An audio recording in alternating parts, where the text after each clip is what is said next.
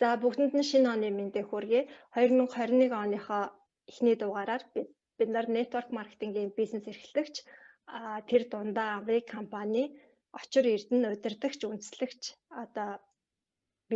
цолтой бизнес эрхлэгч очиодорхын их саруулыгаа урьж оролцуулсан байна. Бидний дуудлагаар болон Сашка гэж бүгдээрээ мэддэг. За тэгээ Сашкагаа болохоор өнөөдөр ярилцах сэдв маань энэ эх онуудынхаа төлөвлөгөөг яаж хэрхэн гаргасан. За дээрэс нь ер нь бол бидний хамгийн гол асуудал болох яг санхүүгийн сахилга баттай холбоотой асуудлуудаар ярилцахаар бол урьсан байна. Сашка минь миний харж байгаагаар бол санхүүгийн сахилга бат маш сайтай хүмүүсүүдийн нэг. Тэгээд бизнес эрхлэгч учраас бидэрт туршлага хаваалцсан уу гэж өнөөдөр урьсан байна. За бүгдээрэнд нь энэ өдрийн минь төргий. За тэгээд өнөөдөр намайг бас ингээд подкастын зочноор урьсан тус баяртай байна. Тэгээд өөрийнхөө мэдлэгээ, өөрийнхөө баримтлагдаг зарчмаа чадаа яадан хүмүүст бас хүргээ те. Тэгээд хин нэгэнд нь өнөөдрийн сонсож байгаа хүмүүст бас үр дүнтэй байж хин нэгэнд ямар нэгэн санаа авахуйц тийм санаануудыг аль болох шеэрлэхийг хичээгээд тэгээд өнөөдрийнхөө подкастыг тэг хоёлоо оръё. За тэгээд ерөнхийдөө бол төлөвлөгөөтэй явна. Тэгээд төлөвлөгөөгүй явбал дахиад нэг төлөвлөгөө байгаа гэж байна. Тэр нь дампуурах төлөвлөгөө байна гэхэд тэгээд өмнө нь болохоор би ингэдэг ус нөгөө жилийн төлөвлөгөө гэхээр нэг юм байхгүй. Тэгэнгүүтээ Монгол менежер гэл нэг дэвтэр үүдэж шүү дээ. Тэн дээр ингээд нөгөө цагууд зооцсон байдаг. Өдрүүдтэй тэгэнгүүт нөгөө эхлээл тэрнээсээ төрсөдрүүдэд дуулдаг байсан байхгүй. За энэ өдөр энэний төрсөдөр энэ өдөр гэж тэгчихсэн ингээ бахаа нэг юм хийхтэй ажлууч миний тиймэрхүү юмнууд дуулж хайчаал тэгэл тэгэнгүүтээ зүгээр 7 хоног эхлэхэд тухайн 7 хоногийнхоо хийхтэй юм ч юм уу тэн дээр ингээд зоогоод ингээд явцынхаа дунд ингээд нөгөө мартчихгүй гэсэн юм л хөтэлдэг байсан. Тэгээд энэ нь болохоор ерөнхийдөө төлөвлөгөө ерөөсөө биш. Өөрөөр хэлбэл юу ч юм гэхээр миний ингээд замбраагүй амьдралын буулгасан нэг юм жоохон замбраатай болгож буулгах цагаал хэлбэр ахгүй. Тэгэхээр төлөвлөгөө гэж яг юу юм гэхээр тийм төлөвлөгөө биш. Харин эхлээд нөгөө алсын хараагаа тодорхойлохоос эхэлдэг. Тэгээд би хэн болох уу? Би миний 5 жил 10 жилийн зорилго юу юм? Би ямар хүн болмоор байгаа? Ямар түүх бичмээр байгаа ингэдгээ тодорхойлцоод тэгээд тэрэндээ зориулаад би тэгвэл энэ жил юу их вэ гэж боддог. Тэгэхээр миний тэр зорилго руу маань нэг алхам урагшлуулах тэр зорилгоодыг боддог гэсэн үг байхгүй. Нэг нь алсын хараанд том зүйл тэгээд жижиг зорилго байх нь шүү дээ. Тэгээд энэ жилийнхэн би зорилгоо тодорхойлоод хийх ёстой юм гаргадаг. Тэгээ хийх ёстой юм жилийнхэн төлөвлөгөө гаргачингуудаа энэ сард тэгвэл би алийг хийх вэ гэд. Тэ энэ сард тэгвэл эднүсийгээ жоохон жилийн эцэст би 2020 оны 21 оны 12 сарын 31-ний өдөр гэхэд сууж байгаа тий өнөөдөр энэ бичигдсэн зорилгоудаа бэлдсэн байна гэж харж байгаа юм бол би өнөөдөр тэгвэл юунаас нь эхлэх үү гэж хаад тэр нөгөө энэ сарынхаа зорилгоо өчөөд тэгээд тэрнээсээ би өнөөдрийнхөө зорилгоо энэ 7 хоногийнхоо хийх ёстой юмнуудаа тодруулаад тэр юмнуудаа хийгээд дэвтэрдээ зодог байхгүй. Тэгэхээр өөрөөр хэлбэл би өмнө нь болохоор ингээд нөлөөлүүлэгч байсан байхгүй. Нөлөөлүүлээд тэрийгэ буулгадаг жишээ нь ингээд ажиллаар нөлөөлүүлчихэд ажиллаа буулгаж тэмдэглэлийн дэвтэр хөтэлдэг байсан бол одоо би болохоор өөрийнхөө яг юм хуваараа нөлөөлөгч болж хөрсөн байхгүй. Тэгэхээр би миний ажил болохоор би өөрөө зохион би өөрөө төлөвлөн би өөрөө өөрийнхөө нөлөөлөгч болоод тэн дээрээ буулгаад тэгэхээр миний хийж байгаа ажлууд маань болохоор алхамаар үргэлжлэдэг. Тэгээд ерөнхийдөө би бас нэг юм бодлоо л доо нөгөө зарим хүмүүс намайг ингээд Сашкаст амар хурдтай ажилтдаг бахтай ингээд ийм өстэй супер ингээд өстэй бүтээ гэлзаал ингэдэг бах гэж нөгөө намайг ингээд сайн мэдгүй хүмүүсүүд бол тэгж бодож байгаа бах. Тэгээд яад үйл нөгөө би ингээд бүтээлч байхгүй маш их бүтээлэг гаргасан байна. Одоо 2020 оноо бодоод үзэнгүүт яг 20 оны зорж исэн зорилгынхон бараг 85-аас 90% нь биелүүлсэн байгаа байхгүй. Тэгэхээр шүдний имлэг очихоос бусдыг хийсэн бил. За тэгээд шүдний имлэг уг нь очих гэж оролдоод тэгээд нөгөө яг нөгөө паспорт дент дээр нэг коронагийн кейс гараад хамгийн анх штэ энэ оны ихээр тэгээд нэг тэр нэг хөвсгөл буудлыг тэр чигээр нэг карантинлагдаагүй юу тэгэхэд ч бид нар дотор байсан байхгүй.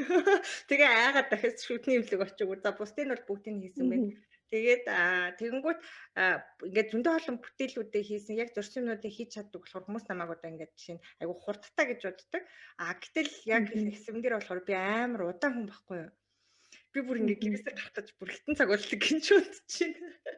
Тэгээд нэг юм хийх подкаст хийх гэж чамаа хитэн цаг хүлээлээ. Тий, подкаст гэж чи баг 2 3 хоног хүлээлээ. Тий. Тэгээд тэгэхээр би ясан дээр бол амар удаан хүн баггүй юу. Тэгээд тэгэнгүүт ялангуяа нэг юм ингээд хийхин тулд ингээд нэлээд удажээж ингэж нөгөө юм хийдэг. Тэгээд нухаж хийдэм байх тий. Нухаж хийдэг баггүй юу. Тэгээд халтар бултар юм хийдгүү, юм хийх юм бол ингээд сайн хийдэг. Одоо ингээд халтардаж юм хийх дурггүй.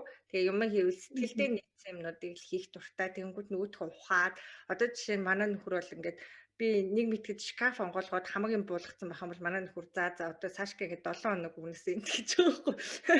Шкафад 7 хоног янзалдаг. Тэгэл гэрт ингээд юм хөглөрөөл. Тэгмүүд зарим хүмүүс шкафа янзалж ингээд өнгөцхийн ингэчээл буцааш хийчихдэг шүү дээ. Тэгмүүд ингээд бүр нэг бүрчлэн деталь болгоноор ингэж ухдаг. Тэгмүүд энэ сул тал юм уу, давуу тал юм уу одоо мэдэхгүй. Тэгэнгүүт ер нь л яг удаан. Тэгэхээр төлөвлөгөө гаргахгүй бол би маш удаан байхгүй. Тэгээд төлөвлөгөө гаргаж ийж би яг тэр төлөвлөгөөнд зогцсон ажлуудыг л хийдэг. Тэгээд тэрийг л хийгээд тахаар илүү бүтээлч байгаа даахгүй. Хурдтай хүмүүсүүдээс илүү бүтээлч байгаад байгаа. Ерөөсөө л нууцсан тэр байхгүй. Аха. Тэгэхээр чи бол нөгөө нэг яг алсын хараагаа сайн төлөвлөчгөөр яг үр дүн гэдэг юм сайн гараад бусад юмн дээр бол цагаа дэмий зүйл зарцуулахгүй байна гэсэн үг шүү дээ. Тэгэхээр Сашкагийн хувьд одоо нөгөө Монгол менежер дээр ингээ бүрэнхийтэй тэгэхээр айгүй танил үсэгдэж л та саяхан яг би тэгжүүлэгдэлтэй байсан. Айгүй олон хүмүүс бас тэгж яах үзэж байгаа хүмүүсэд байна. Тэгэхээр хизэнээс эхлэж яг энэ саяныхаар одоо луужингийн төлөвлөлтөөрсөө бидний хэрэгэлдэг. За луужин дэвтэр юм байна. Дараа нь одоо подкастаар амраагш бас луужин дэвтрээ нарийн ярьж өгье гэж бас ярилцаа одоо зөвшөөрсөн байгаа. Тэгэхээр Сашка маань болохоор хизэнээс луужинг яг хөтөлж эхэлсэн. Тэгээд тэр чинь бас нэг хөтлөхөд нэг амархан биш шүү дээ. Хэр удаан хөтөлж जैन. Дээрээс нь яг нэг хөтлөөд эхэлснээр ингээд чамд гарсан өөрчлөлт нь юу байсан бэ? Одоо томоос эхлээд алсын аргаас эхлээд жижиг хүртэл төлөвлөж сурч ирсэн тий. Тэр хоёрын нэг урд нь болохоор зөв өдөр тутам юмаа бид нар шийдээдсэн ялгаа юу вэ? Тэгээ 2016 онд хамгийн анхны луужин дэвтэр авч ирсэн. Тэгээд 16 оны баг он дуусах 40 хот 9 сард ч үл авч ирсэн байхгүй юу. Тэгээд нэг 3 сар ингээд оролдож үзээд тэгээд нэг олигтой сайн хүртлээгүй. Тэгээд 17 онд би дэвтэр авсан. Тэгсэн мөртлөө бас тэрийг юм халтар бултар хөтөлсөн. Тэгээд 18 оноос эхлээд би яг 18, 19, 20 онуудад бүр ингээ фул яг хөтөлж чадсан луужингаа гэсэн. Тэгэхээр өөрөөр хэлбэл одоо би нэг жил хагас энэ төлөвлөлтийг луужин дэвтрийг хөтлөх гэж оролцсон юм а да. Тэгээд энэ амьдралын луужин гэдэг дэвтэр бас нөгөө харахад ингээл айлуудын гэрт ч юм уу манай бизнес эрхлэгчдэд байдаг байхгүй. Тэгсэн мөртлөө ингээ шинээрээ задлаагүй тэгээ нөгөө хүмүүс нэг юм өөрийгөө тайвшруулах гэж авчтай юм шиг ба юу ч гэсэн энийг авчээ гэдэг. Тэгээ ангуудаа тайвширчдаг. Тэгэхээр хамгийн гол нь тэгэж ингэж өөрийгөө тайвшруулах юм бол да шал тийм 30,000 төгрөгөөр зүгээр салхинд хийсэж байгаа байхгүй. Хамгийн гол нь энийг хүчтэй үр дүн гаргаж иж тэгжиж энэ бол одоо маш сайн хөрөнгө оруулалт болно. Тэгэхээр дэвтрээл бүр ингээд зарим нь ингээ хайрлаад идэм билээ. Тэгээд хайрлаад ах юм байхгүй шүү дээ. Баллаа сохлуул тэн дээрээ хөтөлж сурах нь хамгийн гол үр дүн баггүй. Тэгэхээр би яг сүүлийн 3 жил тасралтгүй хөтөлчихэд тогтмол гэсэн үг шүү дээ. Тэгээд энэ ч одоо миний хийддэгч дэвтрээ. Тэгээд би энэ жил дахиад шинийг авчихсан. Ингээд төлөвлөгөө гаргачихсан. Төлөвшөө юмнуудаа биччихсэн. Тэгээд энэ жил одоо та нар хараарай 2021 оны 12-31 нөгөө цаадах чинь цол ихчихсэн цаадах чинь нэлээд олон юм хийцэл байж байгаа. Тэгээд ерөөсөө гол нууцсан л гэвэл ерөөсөө л энэ ахгүй би төлөвлөдөг. Тэгээд төлөвлөгөөндөө туссан юмнуудыг хийдэг, төлөвлөгөөнөөс гадуурх юм хийдэг. Тэгэхээр ер нь бол бүтээмж өндөртэй байхад маш сайн тусалсан байна тий. За хэдүүлээ Сашкада бас юу яа энэ нөгөө завшааныг далимдуулаад тэгээд сая 1 сард бол Amway компани албан ёсоор орж ирэхээ одоо Монголд одоо зарласан төлөөлөгчийн газар эхний ээлжинд те хүмүүс нөгөө андуураад байгаа. За тэгээ Сашка маань лидерүүдийн сургалтын дээр энэ талаар нэлээд олон мэдээлэлүүд өгсөн учраас одоо энэ подкастн дээр бол асуухгүй.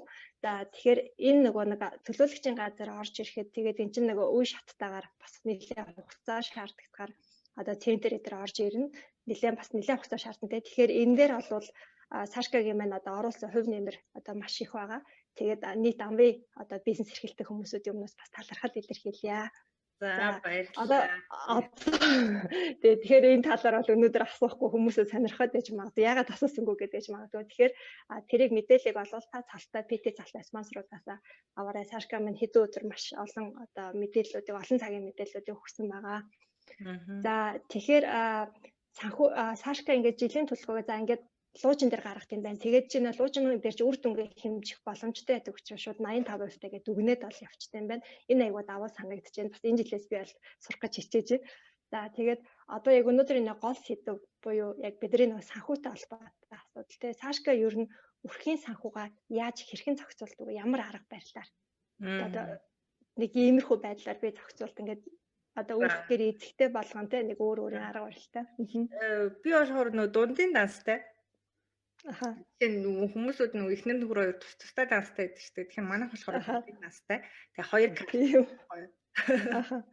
Тэгээд сар болгон манад дундын дансны одоо лимит байдаг. Тэгээд лимитээ ингээд хүрээд мөнгө өрөөд дуусчих юм бол дүн шинжилгээ нь яагаад энэ сар ийм их зардал гарчаа. Тэгэхээр хоёр талаасаа бид хоёр орлогоо нэмэгдүүл хийчдэг данс руугаа. Тэгээд хуулгаа хоёр талдаа харчдаг. Тэгээд хэдийн хэмжээний юу хин хаана ямар мөнгө өрсөн бэ ингээл гараад ирдэг байхгүй тэр чинь. Тэгээд тэгэхээр бид нарт ямар ч офшор данс байхгүй.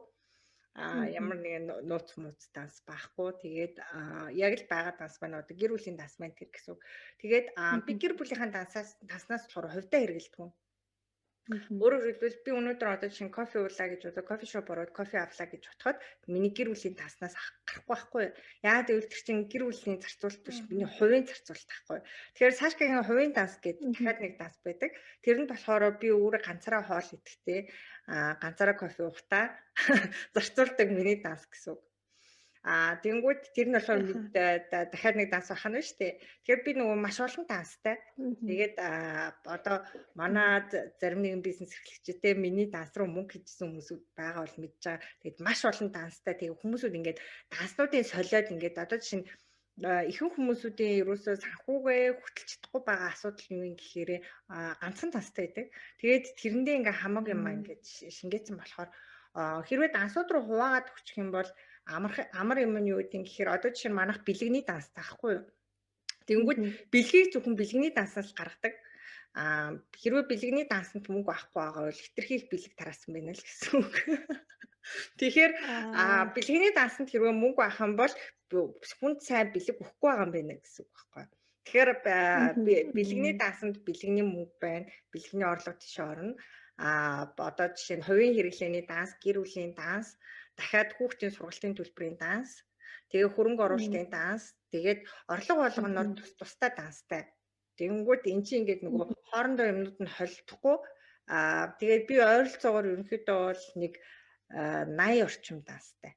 Тэгээд эднүсийг бүгднийг их их данс нь бүгдээ актив гэсэн идэвхтэйгээр бизнесийн дансууд нийлээд шүү дээ. Үрхийн яг одоо яг үрхийнх дээр нь жишээл дангаар нь хийдэн бизнесийнх дээр хэд орчим байна гэж хуваавал хэд орчим бах вэ? Үрхийнх дээр жишээл хэдэн дансыг хөтөлгөж юм болдог вэ? Тэгээ үрх яг зүгээр айл үрх гэвэл за дундын данс байна. Бэлэгний данс байгаа. Бэлэгний данс чаа бас хоёр өөр төрөл байгаа. Нэг нь хамаатан садны бэлэгний данс, бизнес эрхлэгчтэй бэлэгний данс гэх хоёр өөр байдаг байхгүй юу? Тэгэхээр өрхтөр болохоор за тэгээд хүүхдийн сургалтын төлбөрийн данс тустай. Тэрний данс нь өөр тустай байдаг. Тэгээд болоод өрхтөр хөрөнгө оруулалтуудын данс болохоор тустай. Дахиад тэрийг одоо өрхийн дансанд оруулах хэрэгтэй мөнгө юм уу? Юуны за одоо өрхийн одоо зардлын одоо данснаас те одоо ямар зардлуудыг жишээлбэл гаргадаг. Одоо чи кофений зардлыг бол хувьяасаа төлж штэ. Одоо гоо сайхан те хувц сэргэлчин бол өрхийгт ч орж ирж гинүү. Хоёр тэрийг дундаасаа ичж гинүү. Тусдаа жишээлбэл. Тусдаа тэр чинь хэрэглээний данс байхгүй юу? Тэгэхээр тэр нь өрхийн дансанд юу ахын гэхээр хамтдаа бүгдээрээ гэр бүлийн хүмүүсээ авах, цуглуулах, гэр бүлээрээ амралтанд явах юм бол тэндээс гарна. Гэр бүлээрээ л хийж байгаа юмнууд ахгүй дөрүүлээ яг л ингээл хамтдаа байгаад тэр ямар нэг юм авлаа гэхэд тэр нь гэр бүлээрээ хэрэгжилж ивэл тэр нь өрхийн одоо зардлахгүй юу. Окей. За тэгэхээр дансны хувьд бол Сашка маань дахиад бас төлөвлөөд дахиад тэнцэнээсээ бас дүгнэлт хийж авчихсан. Бидний хувьд бол за энэ бэлэгнээд бас яга хоосорч өгдөө ягаад өнөдөр үлдээтэй гэдэг бас тийм дүгнэлтийг баг хийдэг хүн байна. Тэгэхээр энийг бас сурж авах хэрэгтэй санагдлаа. Төгсдөг ярилцсанаа. За Сашкагаас нэг ийм асуулт байна. Өмнө нь подкаст нэр ярьж байхад нөгөө чиний ширээний ном бол саяны сэтгэлгээний нууц ном гэж хэлжсэн тий. Тэгэхээр нөгөө хүмүүс маань бол яг энэ мөнгө олцдог ийм үг сонсч байсан нөгөө мөнгө олох нь зарцуулахаасаа илүү одоо зарцуулах нь олохоосоо илүү хэцүү байдаг. Тэгээ яаж иж чадвал олцдог. Гэхдээ зарцуулалтан дээр бол маш их алддаг гэдэг ийм санаа айгүйх явдаг. Тэгэхээр саяны сэтгэлгээний нууцтай холбогдоод ер нь тэр номноос яг чиний гол авсан зүйл нь одоо чиний бизнесийн бүх одоо үзэл баримтлал би тэн дээр явдаг гэж ерөнхийдөө мөнгөтэй холбоотой зүйлээс улбаатай гэж бодод байна. Тий, саяны сэтгэлгээний нууц гэдэг номны бүтээгдэхүүн нь би өөрөө баггүй. Тэгээд аль болох зарчмуудыг яг амьдралдаа хэрэгжүүлэхийг хичээдэг. Тэгээд хүмүүс одоо жишээ нэг гоё одоо чи нэг ном уншсан уу гэхээр номоо уншичаад тэг хэрэгжүүлэхгүй орхичдаг. Тэгэхээр өөрөөр хэлбэл нөгөө хэрэгжүүлэхгүй л бол яг нөгөө дэвтэр би түрүүн хэлсэн шүү дээ. Одоо багшийн дэвтрийг 30,000-аар авчаад задлахгүй ингээд хөтлөхгүй ч юм уу ингээд хайчих юм бол айлсгүй хэдэн төрс өдрөө тэмдэглээ хайчих юм бол зүгээр 30,000-аас салхинд хэсгэж байгаатай адилхан ном авчаад тэрийг хэрэгжүүлэхгүй бол уншаал өнгөрүүлчих юм бол бас л адилхан ямар ч үр бүтээлгүй байхгүй. Тэгэхээр номыг ингээд 100% яг ингээд нөгөө зарчим болгон дээр хэрэгжүүлдэг байна гэдэг нь бүр ингээд дадал болохыг хэлж байгаа. Одоо жишээ нь шууд ингээд хоромхон зүрийн шийдвэр гардаг шүү дээ. Ингээд шийдвэр гаргахад тэр номны зарчмын дагуу шийдвэр гаргах. Тэгэхээр өөрөөр хэлбэл яаж ингэж гардаг вэ гэхээр ухамсарлахаар байхгүй. Уншаад ухамсарлаад өөрийнхөө алдаад дутагдлаа ухамсарлаад энэ дээрээ би алдсан юм байна гэдгийг ойлгочих юм бол тэр юмнуудаа засаад эхэлдэг гэсэн. Тэгээ би бүр угийг нь олж иж би яагаад ийм алдаа гаргах юм бол би яагаад энэ дээр буруу сэтгэх юм бол гэ буцаагаад ингээд яагаад тэгж сэтгэхэд байгаа учраас болдог байхгүй юу. Тэгэхээр ямар нэгэн ном дээр уншаад одоо жишээ нь ингээд амжилттай хүмүүс ийм хийдэг, амжилтгүй нь ийм хийдэг гэдэл одоо зөндөө явж штэ. Тэнгүүд амжилтгүй хүний дээр хийгээд байгаа юм хэрвээ таны хийдэг юм дотор байж ах юм бол та яг үгээр хараад өнгөрөх биш. Амжилттай миний хийдэл юм бааз биш. Харин энэ би яагаад амжилтгүй нийлээсэндээ миний энэ хандлага одоо яг яачихсан? Яагаад би ийм юмтай болчихов гэд тэрийг ингээд ухаж олоод тэгээд тэндээ ингээд өөрөө дүнэлт хийгээд имчлэх хэрэгтэй байхгүй юу? Одоо ой санамжуудаа яваад имчлэх хэрэгтэй гэх юм аашаа. Тэгэхээр нөгөө гаргадаг байсан буруу шийдвэрүүд нь өөр болоод хандлагын шал өрүүлцдэг. Тэгэхээр өөрөөр хэлбэл агшин зургийн би ингээд шийдвэр гаргахад яг тэр номны дагуу шийдвэр гаргацдаг болчтой. Ингэж яг ном өөр юм болдог. Тэгэхээр ширээний юм гэж юугаа хэлээд байгаа юм гэхээр яг тэрийг өөр юм болгоод нэвчүүлээд ингээд шингээсэн юм ширээний гэж хэлээд байгаа байхгүй юу. Тэгэхээр саяны сэтгэлийн нууцаас маш олон зүйлүүд ойлгож болно. Тэгээд энэ чинь саятан гэдэг чинь одоо жишээ нь би нэг хүнд тэгжээс ахгүй саяны сэтгэлгээний нууц уншаараа гэдгсэн чинь уншсан уу гэсэн чинь үгүй тэр бомтон шиг сэтгэг гэдэг харин тэрийг нь авчлаа илүү дээр юм шүү гэх нөрөө тэрсэн. Тэгэхээр өөрөөр хэлбэл нөгөө хүмүүс номны нэрэнд амар хурдж байгаа байхгүй юу. Тэгэхээр саяны сэтгэлгээ чинь долларын саятан байхгүй юу. Тэгээд одоо жишээ нь долларын саятан гэж хэнийг хэлдэг гэхээр одоо жишээ нь саятан гэдэг хүн нь жилийн орлого нь тухайн хүний жилийн орлого нь одоо долларын саяас дээшээгээ давсан хүнийг долларын саятан гэх түүнээс хадгаламжиндаа сая доллартай хүнийг хэлэхгүй байхгүй юу. Ялгаатай юм тий. Ялгаатай байхгүй юу. Энд чинь шал өөр ялгаатай. Тэгэхээр өөрөөр хэлбэл бүх хүмүүсүүд одоо яах нь жилийн орлого нь одоо Америкт бол дандаа жилийн орлогоор ярьдаг. Ер нь ихэнх газруудад дандаа жилийн орлогоор ярьдаг. Манайх шиг нөгөө сарын цалингаар ярьдаг байхгүй юу? Одоо ажил руу би жишээ нь ажлын анкет бүхлийг гэхэд дандаа жилийн орлогыг бичсэн гэдэг жилийн тэдгээ. Тэгэхээр яг тийм одоо жилээр төлөвлөдөг. Тэгэхээр бид нар болохоор нөгөө сарын юм яриад байгаа. Тэгэхээр нөгөө саятан гэдэг нь сая төгрөгтэй биш. Харин таны дансанд та хэрвээ жилийн орлого чинь таны жилийн орлого одоо сая доллар хүрэхгүй л байвал тэр номыг хийхгүй л юм гэсэн үг байхгүй. Тэгэхээр тэр номны хийдэг юмнуудыг зарчмууд байгаа. Тэр зарчмуудыг өөрийнхөө тусандаа шингээх юм бол таны орлого жилийн орлого яг сая доллар болох бүрэн боломжтой байхгүй. Тэгэхээр тэр номны дагуу сэтгэл бүр унших хэрэгтэй. Байн. Тэгээд би нөгөө Аха. Номны дундуур нэг уушлаараа таслах чинь хүмүүсөө сонирхож байгаа гэж надад яг бодогдоод байна л та нөгөө яг нөгөө номны одоо чи гол авсан юмнууд энэний дараа надад хариулж өгөөрэй.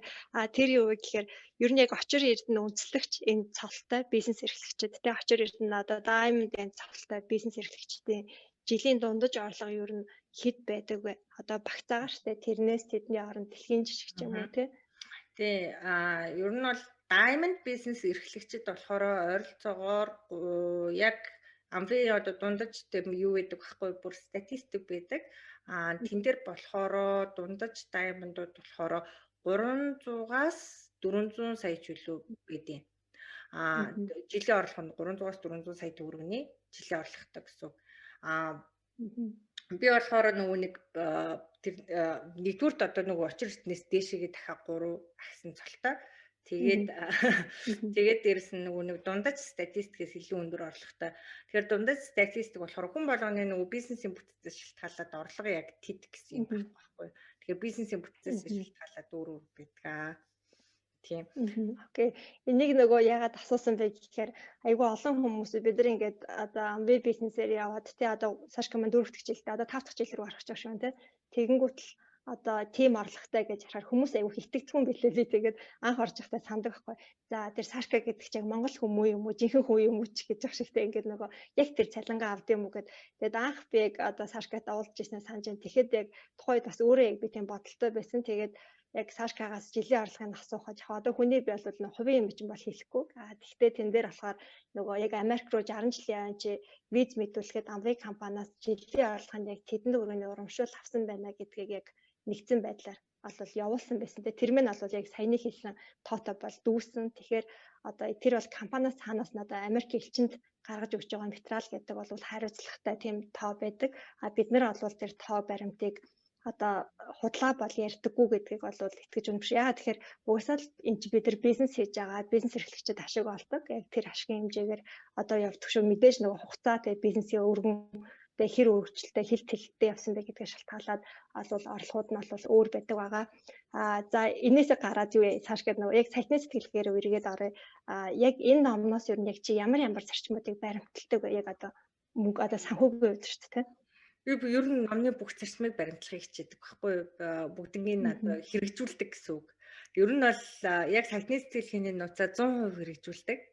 Бүх зарчмуудын гэсэн үг. Алхам одоо хорхон зургийн шийдвэрүүд маань яг тэр номны дагуу гарч одоо чаддаг болсон. Тэгээд өмнө нь яг хийдэг байсан алдаанууд байсан юм билээ. Тэгээд тэр алдаануудаа би бүгдийг зассан байхгүй.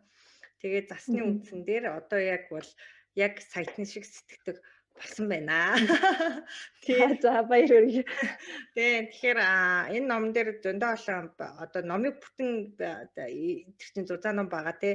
Тэгээд хүмүүсүүд ингээ эргцүүлээд ботход зориулсан. Тэгэхээр номыг хоёлаа өнөөдөр ярина гэвэл бүтэхгүй. Гэхдээ одоо гол поинтууд нэлээх байдаг. Тэгээд хамгийн гол нь нөгөө номыг уншихдаа би одоо хүмүүст зөвлөхөд номтой бити хэрэл дээр л хийж хэлмээр байна. Зарим хүмүүс номтой хэрэлдээд байдаг. Тэгээд номтой хэрэлдэх ерөөсөө шаардлага байхгүй. Номтой маргалдаад шаардлага байхгүй. Номтой хэрэлдээд яг энэ спешиал тийм юм бичсэн байна. Өдрийг ингээ номтой хэрэлдээд байдаг. Тэгэхээр номтой маргалдаад шаардлага байхгүй. Харин энэ номноос юу авч болох вэ гэж бодох хэрэгтэй гэсэн. Тэгэхээр сайтны сэтгэлгээний нууц номон дээр одоо жишээ нь миний ингээд хэрэгжүүлдэг одоо хамгийн чухал алхам юу вэ гэвэл одоо ингээд зарим хүмүүс би бас боддөө штэ. Би нэг Австралид нэлээд жил байж байгаад ирсэн штэ. Тэгээд Австралид би нэг сургуулаа төгслөө нөхөртэй хамт амьдарч байгаад тэгээд нөгөө хүмүүсүүд нөгөө гадаад яв галуу шуугны мах идэх гэдэг чинь нэг галуу шуугны махандаа ч хамгийн гол нөгөө өндөр хөгжилтэй орнуудад систем яаж явагддаг хүмүүсүүдийн хандлага юу гэдэг вэ ямар үнц нэгдэг вэ гэдгийг харуулах гад тэрийг харсан хүмүүсүүд арай өөр сэтгэдэг тий масштаб нь арай өөр болсон байт юм болов уу гэж би боддtiin.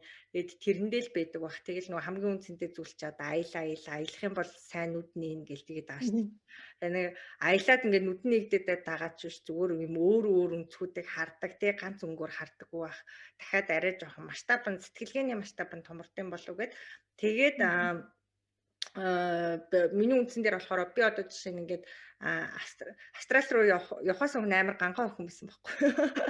Тэгээд наацад дундаа ингээл ус мөсөө ингээл өдрийн бүр хэд ингээл байнгын ус мөсөө ингээл гэлтэл бүржилхаал ингэж ингээл амар задаа ташуул ингээд тэл амар гангаа охин байсан.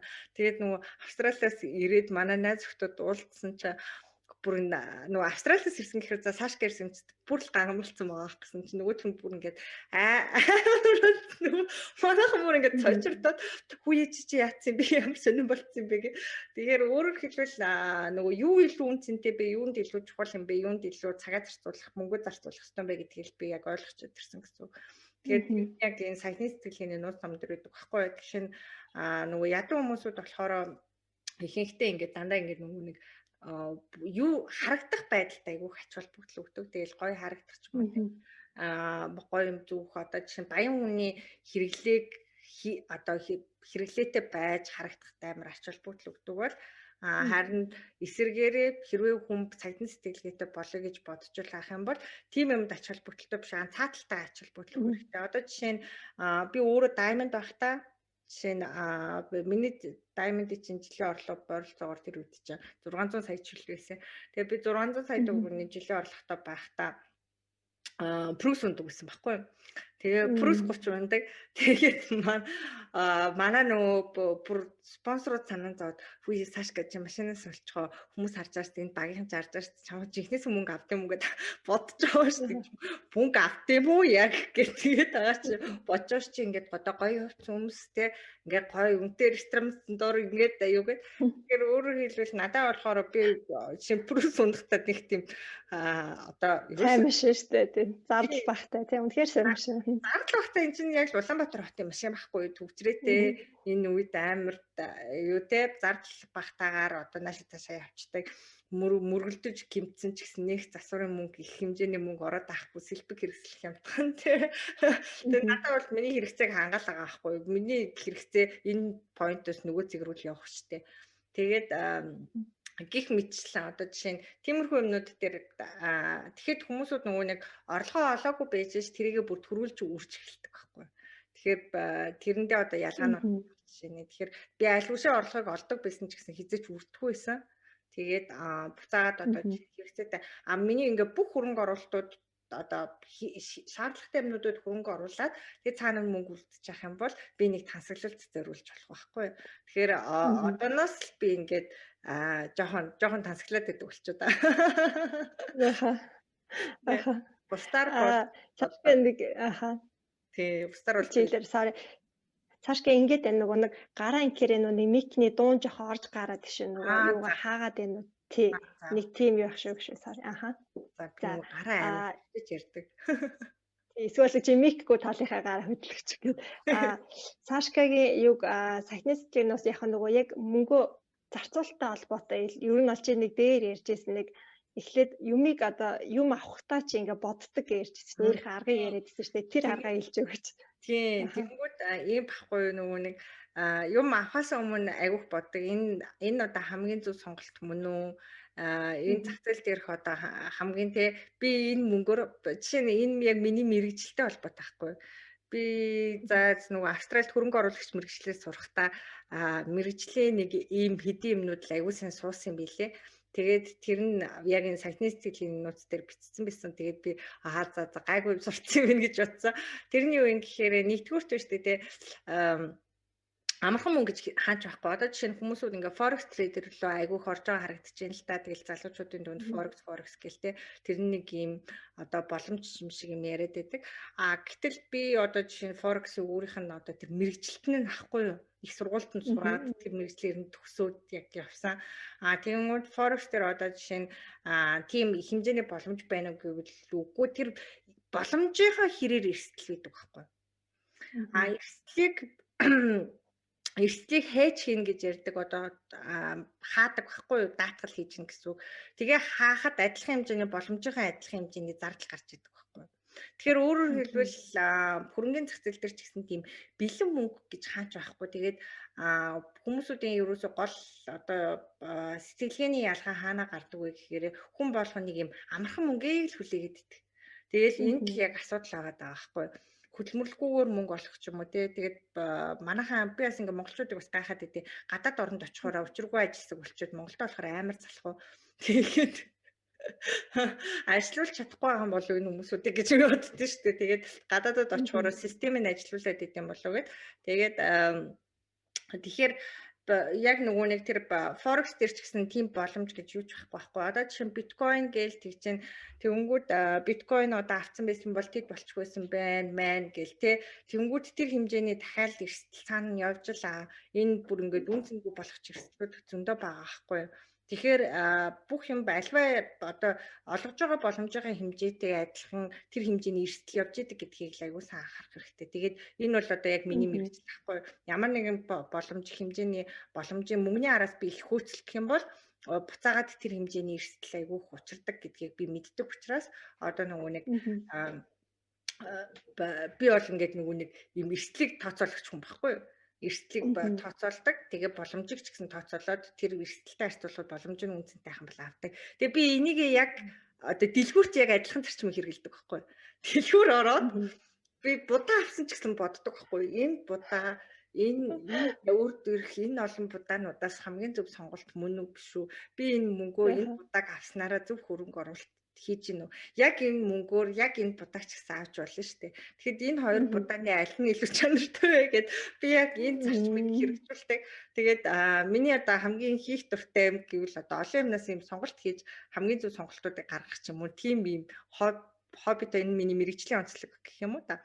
Тэгэхээр би ямар нэгэн шинжилгээ хийж байна тий. Худалдан авалт хийхдээ сейлд одоо аль болох одоо нөгөө сэтгэл хөдлөлөө автуулахгүй байхыг хичээдэг. Тэгээд хямдарсан юмнуудыг түүгээд ахын бол хүмүүсүүдийн нөгөө нэг одоо тэр нөгөө хямдрал гэдэг чинь ерөөсөө тэр нөгөө хүмүүсүүдийг татах арга шүү дээ. Тэгэнгүүт одоо нөгөө хямдарсан юмнуудыг нийт маасаар ингээл юм хямдарсан левел одоо жишээ нь хэрэггүй байсан ч авдаг байхгүй юу? Тэгээ дэрийг нөгөө өөрт нь хэрэгцээтэй юу юу энэ миний зөв сонголт үгүй юу ч гэж боддгоо. Тэгэхээр би зүгээр л 3 сая юм сая төгрөг болцсон байна гэвэл юу ч байсан хамаагүй аавна. Одоо эмэгтэй хүн сахлын татварч аавна. Дэрийг ашиглахгүйсэн ч гэсэн хамаагүй байхгүй. Тэгэхээр өөрөөр хэлбэл энэ нөгөө нэг компаниудын маркетингийн бодлогот аль болох автахгүй байх. Тэгэхээр би ямар нэгэн худалдан авалт хийхдээ энэ яг зөв сонголт үгүй юу? Би энийг авах уу, яах уу гэх. Тэгээд би бас нөгөө нэг хог баг тарихыг аягүй хичээж байгаа.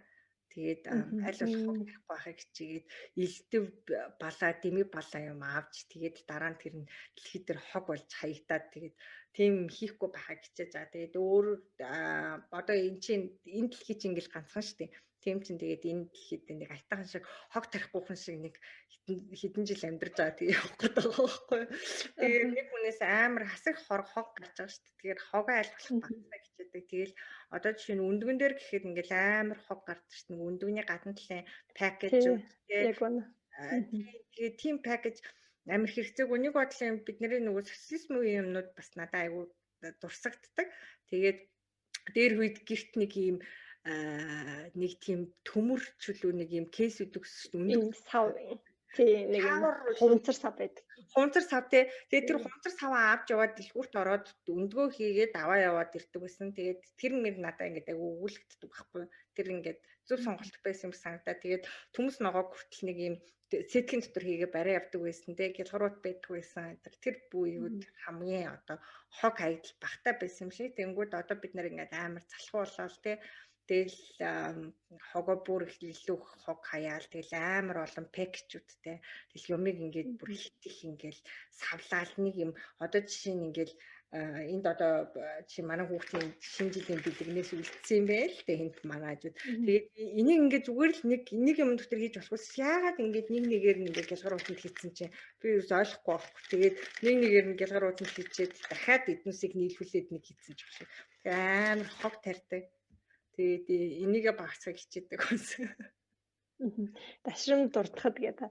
Би ч нэг экологийн судалгаа сонирхдаг. За тэгэнгүүт л одоо нэг гялгарууд одоо хүмүүсүүд заримс мэддгүй юм байлаа нөгөө нэг юм гялгар таны хэрэглэж байгаа гялгарууд 100-аас 400 жилийн хугацаанд гялгарууд хунцар сав тий хунцар сав ингээд маш олон 100 жилийн хугацаанд хөрсөнд ингээд хорт бодис ялгаруулад гадагшилдаг. Тэгээд та тэр хөрсөн дээр одоо ургасан Тэгээд төмсийг өөр аваад иддэг. Хөрсөн дээр одоо өв сургаад өсийн нийцэн малын сүү махыг өөрснөө иддэг. Тэгээд ялангуяа хавар болохоор нэг газар хөлтөд аюу хөрснөө бохирдолтой хүүхдүүд хүмүүс аюух нь халдварт өвчнөд бас нэрвэгддэг аюу холбоотой. Улаанбаатар маань ялангуяа хөрснөө бохирдлыг өндөртэй учраас одоо цаашгийн юм хэлж байгаа хог хаягдлаа бас хэдүүлээ бас бууруулахад анхаарай. Би одоо өндөгний сав болвол чамд өгнө. Танаас австаа хэлтээ. Багийнхандаа тарана гэж байхгүй зэрэг. Тэгээ манай нөхөр ингээд чи өндөгний савнуудаар яагаад яах гээд ингээд би ингээд хадгалаад идэх байхгүй. Шинэ тийм пакэжний өндөг авчих юм бол би ингээд хадгалаад тэгээд дараа нь тэр пакэж чинь авч яваад тэгээд аль болох дэлгүүрээс нөгөө гадны шуушин ингээд хуулаад авчдаг. Тэгээд аль болох нөгөө дэлгүүрээс орохдоо нөгөө пакэжээр барьж ороод тэгээд хийгээд авдаг байхгүй юу хөндгөө. Тэгвэл сав авахгүй бэлэн байгаа юм биш үү? За тэрийг бодоогүй юм байна. Тийм. Сав бэлтгэх шаардлагагүй юм байна. Тэгээд ерөнхийдөө бол нөгөө хүмүүс амар цамаан байгаа байхгүй энэ байгаль орчноо ерөөсөө уншихгүй. Тэгээд Монгол улс ялангуяа цэвэр ус цэвэр усаа ерөөсөө хайрлахгүй. Тэгээ уснууд нь айгүй ус цахилгааны төлбөр мөлбөр айгүй хямдхан. Бид нэр ингээд ер нь бол энэ нөгөө байгаль орчноо үнэлэхгүй байгаа байхгүй. Тэгээд Австралид байхад би одоо жишээ нь усанд орохдоо боддог гэсэн шүү дээ. За яг усанд орох шаардлагатай энэ ус ашка. Тэгээд яад усанд орж байгаа гэдэг маань мөнгө гүйждэг. Тэгээд тийм дахиад ус халааж байгаа бойлерын зардал. Тэгэхээр тогны мөнгө, усны мөнгө хоёр гүн. Тэгээд тог усны мөнгө айгүй өндөр зардалтай. Байрны бараг туристтэй дүүцэх хэмжээний их зардал гарна. Тийм. Тэгэхээр манайх одоо жишээ нь тогны мөнгө гэхэд сардаа ойролцоогоо тэрнээс сар юм уу? Сараар ирдэг байсан баха. Сардаа ойролцоо $1200 гарна. Тэгээд усны мөнгө дахиад $400-500. Тэгэхээр хүн яг ингээд юм үнэтэй болоод ирэхээр усанд орох шаардлагатай юугүй юу? Хоол хийх шаардлагатай юугүй юу гэдэргээ бодож эхэлт юм байлээ. Тэгэхээр нөгөө манайханд болохоор нөгөө юм айгу хямдхан болохоор одоо жишээ нь манай байрны мөнгө амар хямдхан гардаг шүү дээ. Тэгээд нөгөө би Монголд бол одоо жишээ нь ингээд усаа нөгөө энэ чи ийм үнэтэй байдаг ус шүү дээ гэдгийг мэдж байгаа учраас хайрлж хэрэгэлдэг. Гэтэл хүмүүс ингээд гойжуулаад гэдэг байхгүй. Тэгэхээр юмаа яг энэ чи мөнгөн дээр ч гэсэн яг адилхан. Бүх юм дээр хандлага яг адилхан байхгүй. Мөнгөнд ингэж хандаа, тим юм руу ингэж хандна гэсэн юм байхгүй. Би мөнгөө ч гэсэн тэгээд ихэнх хүмүүсүүд би хараад тахаар айгүй хэрэгцээгүй юм амар их авдаг. Чинь ийм сонь юмнууд ингээд гэрт нь ингээд бэт юм билээ ш. Тэгээд ийм нөгөө би нэг группт орсон чинь бас ийм хэрэгцээгүй юм эд тогшлын пост явуулсан байхгүй. Тэгсэн чинь гэртээ авчихсан хамгийн хэрэгцээгүй юм юу вэ гэдэг. Бид нар өөр саваад ил ш. Тэгээд ийм сонио одоо чинь өндөг чанагч манагч гэх юмнууд идэв ш. Тэгээд тэнгүүд өндөгийг заавал тийм юмд хийж чанаж яах гэдэг юм. Тэгэл тараг бүрэгч гээл юмнууд байна. Электрон бараанууд. Тэгээд тэр чинь ингээд адилхан бүгднийг ингээд нэг юмар хийж болох л ахгүй. Өндөг чанагчгүй байхад бид нар өндгөө чанаж болдог л гэсэн тий. Тараг бүрэгч байхгүй ч гэсэн таргийг бүрж болно шүү дээ. Гэх мэтчлэн нөгөө хүний хөдөлмөрийг хөнгөлж байгаа нэртэйгээр дахиад амар хог гардаг. Тэгээд айгүйх зардал гардаг. Тэгэхээр хүмүүсүүд энэ хэрэглээгээл айгүйх танах хэрэгтэй. Тэгээд заримдаа одоо жишээ нь ингээд яг миний ингээд хувцснуудын түүхийг та нар мэдэхгүй болох мэдэхгүй юм л да. Гэхдээ би ер нь бол сүүлийн одоо хүүхд гаргаад нэлээд таргалсан ч гэсэн буцаад турцсан. Гэхдээ ер нь бол миний хөлийн резмерээс бусаж юм нэг томрог байхгүй юу. Тэгэхээр би яг нөгөө жингээ аягүй сайн барьдаг. Тэгэхээр миний ингээ хувцснууд амар олон жил болж хувцснууд гэдэг надад. Тэгэхээр би нөгөө нэг тэрийг өмсөөр л хэдэг. Тэгээд надаа functional миний хэрэгцээг хангаж гэнэ үү хангаж гэнэ. Тэгээд тэгэхээр ингээд ямар нэгэн зүйлийг нэг юм аваа сайн авчих юм бол тэрийг ингээ баян ингээл хэрэглээл баян ингээд байх боломжтой. Тэгээ юмыг ингээд авчаараа би бүр ингээ салж унтал нь хэрэгэлдэг. Тэгээд пүүцний уулыг ямар сантай цоолж ирсэн шүү дээ. Цоолтол нь хэрэглээд тэгээд хайчих шинэ. Тэгэхээр яг юмыг ингээ сайн бүтэн хэрэглээд тэгээд нэг пүүз байхад л хүн хангалттай шүү дээ. Тэгэхээр олон дахин юм аваад тахгүй. Тэгэх юм бол зардал айгүй хэмнэгдэн. Тэгээ би хүмүүсүүдийг хараад мөнгөгүй ч амар үргэлжлэн янз бүрийн юм аваад тэгээд зээл аваад авах юм яана. Тэгэхээр зээлэнд бас хандлагын талаар дахиад ярихад одоо жишээ нь эн чинь бас ингээл хоёулаа санхүүгийн лайв орж байгаа шүү дээ. Тэгэнгүүт тэр хэрэглээний зээл гэдэг бол босон дээр тийм юм. Э, тий амар утгагүй байхгүй. Зээлийг юу нь яах гэж авах хэрэгтэй юм гэхээр хэрвээ тэр зээлийг авж байгаа юм нь буцаагаад тэрийг одоо оруулж байгаа тэр мөнгөөр тий аваад буцаагаад оруулж байгаа юм банкны тэр зээлийн хүүгээс илүү хэмжээний ашигыг өгч ивэл та зээл авах хэрэгтэй байхгүй. Түүнээс тэрнээс илүү ашиг өгөхгүй бол тэр зээлийг аваад хэрэггүй байхгүй. Тэгэхээр хэрэглээний зээл гэдэг нь өөрөөр хэлбэл хамгийн тэнэг одоо зээл байхгүй. Өөрөөр хэлбэл хэрэглээ хүнд хизээч одоо тийм ашиг өгöd байдаг юм биш байхгүй.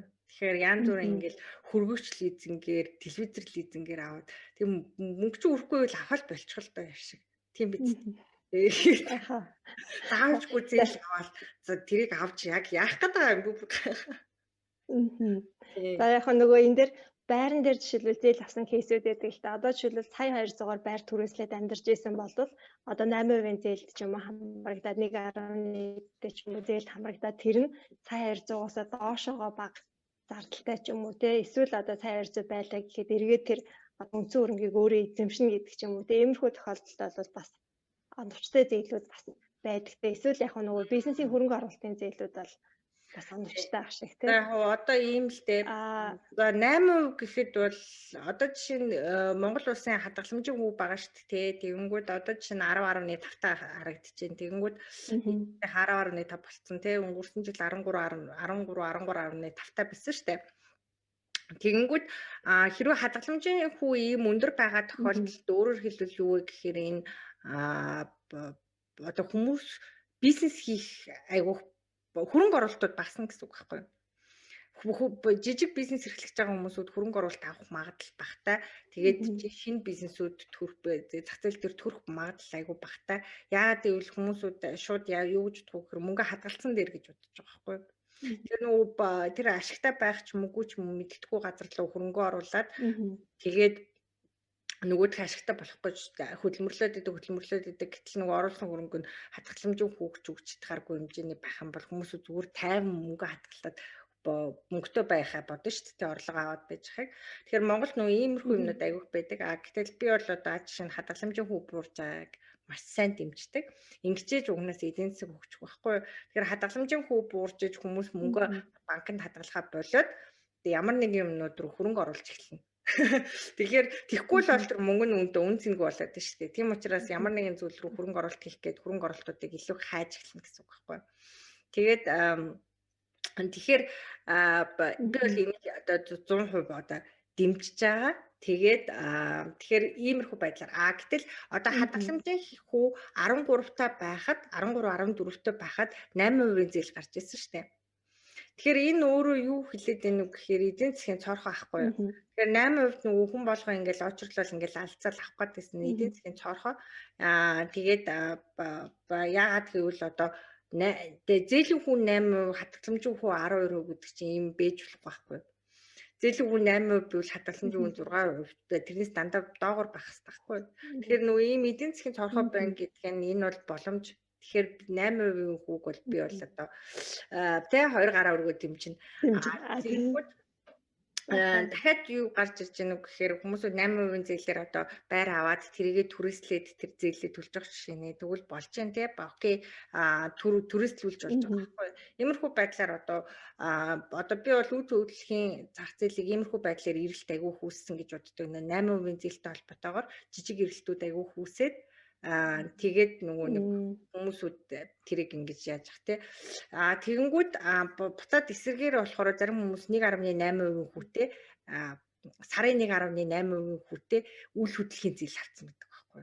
Тэгээ энэ хүмүүс бол амар тэнэг байгаа байхгүй. Яагаад гэвэл сарын 1.8% гэдэг чинь өгж байгаа хүүгээ бодоод үзэх хэрэгтэй. Тэгэнгүүт түрээсийн мөнгнөөс илүү их мөнгийг хүнд өгч идэг байхгүй. Тэгснээ өөрийн юм штэ зээлээ төлөө явж ивэл тэгээ болно шүү дээ эдэргээд суугаад байдаг. Тэгэхээр тооцоолол хийгээл аль нь илүү ашигтай. Тэгэхээр өөрөөр хэлбэл одоо байр авсан ашигтай ашиггүй юу гэхдээ бус харин тухайн хүний орлого дээрээ үндэслээд тооцоолол хийх л одоо хамгийн ашигтай байхгүй. Миний яг одоогийн нөхцөл байдал дээр би энийг шийдэх үү. Тэгээд би одоо түрээслэхгүй яах уу гэдгийг ингээд шийдчих юм бол хүн болгон өөр өөр гэсэн анализ гарч ирнэ гэсэн үг. Тэгээд Юуг эрхэмлж байгаа шалтгаалсан тий. тийм. Тэгээд ерөнхийдөө бол нөгөө бизнестэй холбоотойгоор би ч нөгөө орон тооны бус сэтгэл зүйч болон санхүүгийн коуч болчиход байгаа шүү дээ.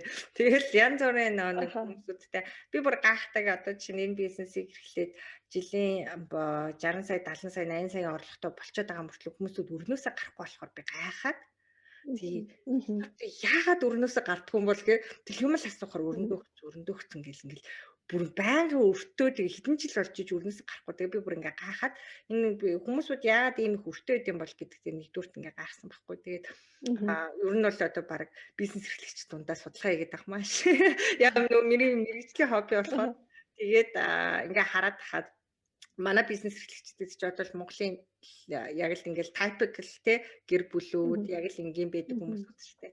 Тэгээ ингээ хараад ихэнхдээ бүгдээрээ айгүй хөртөө байд юм билээ. Тэгээд ихэнх өрнүүд нь болохоор хэрэглээнд айгүйх зээл гарсан.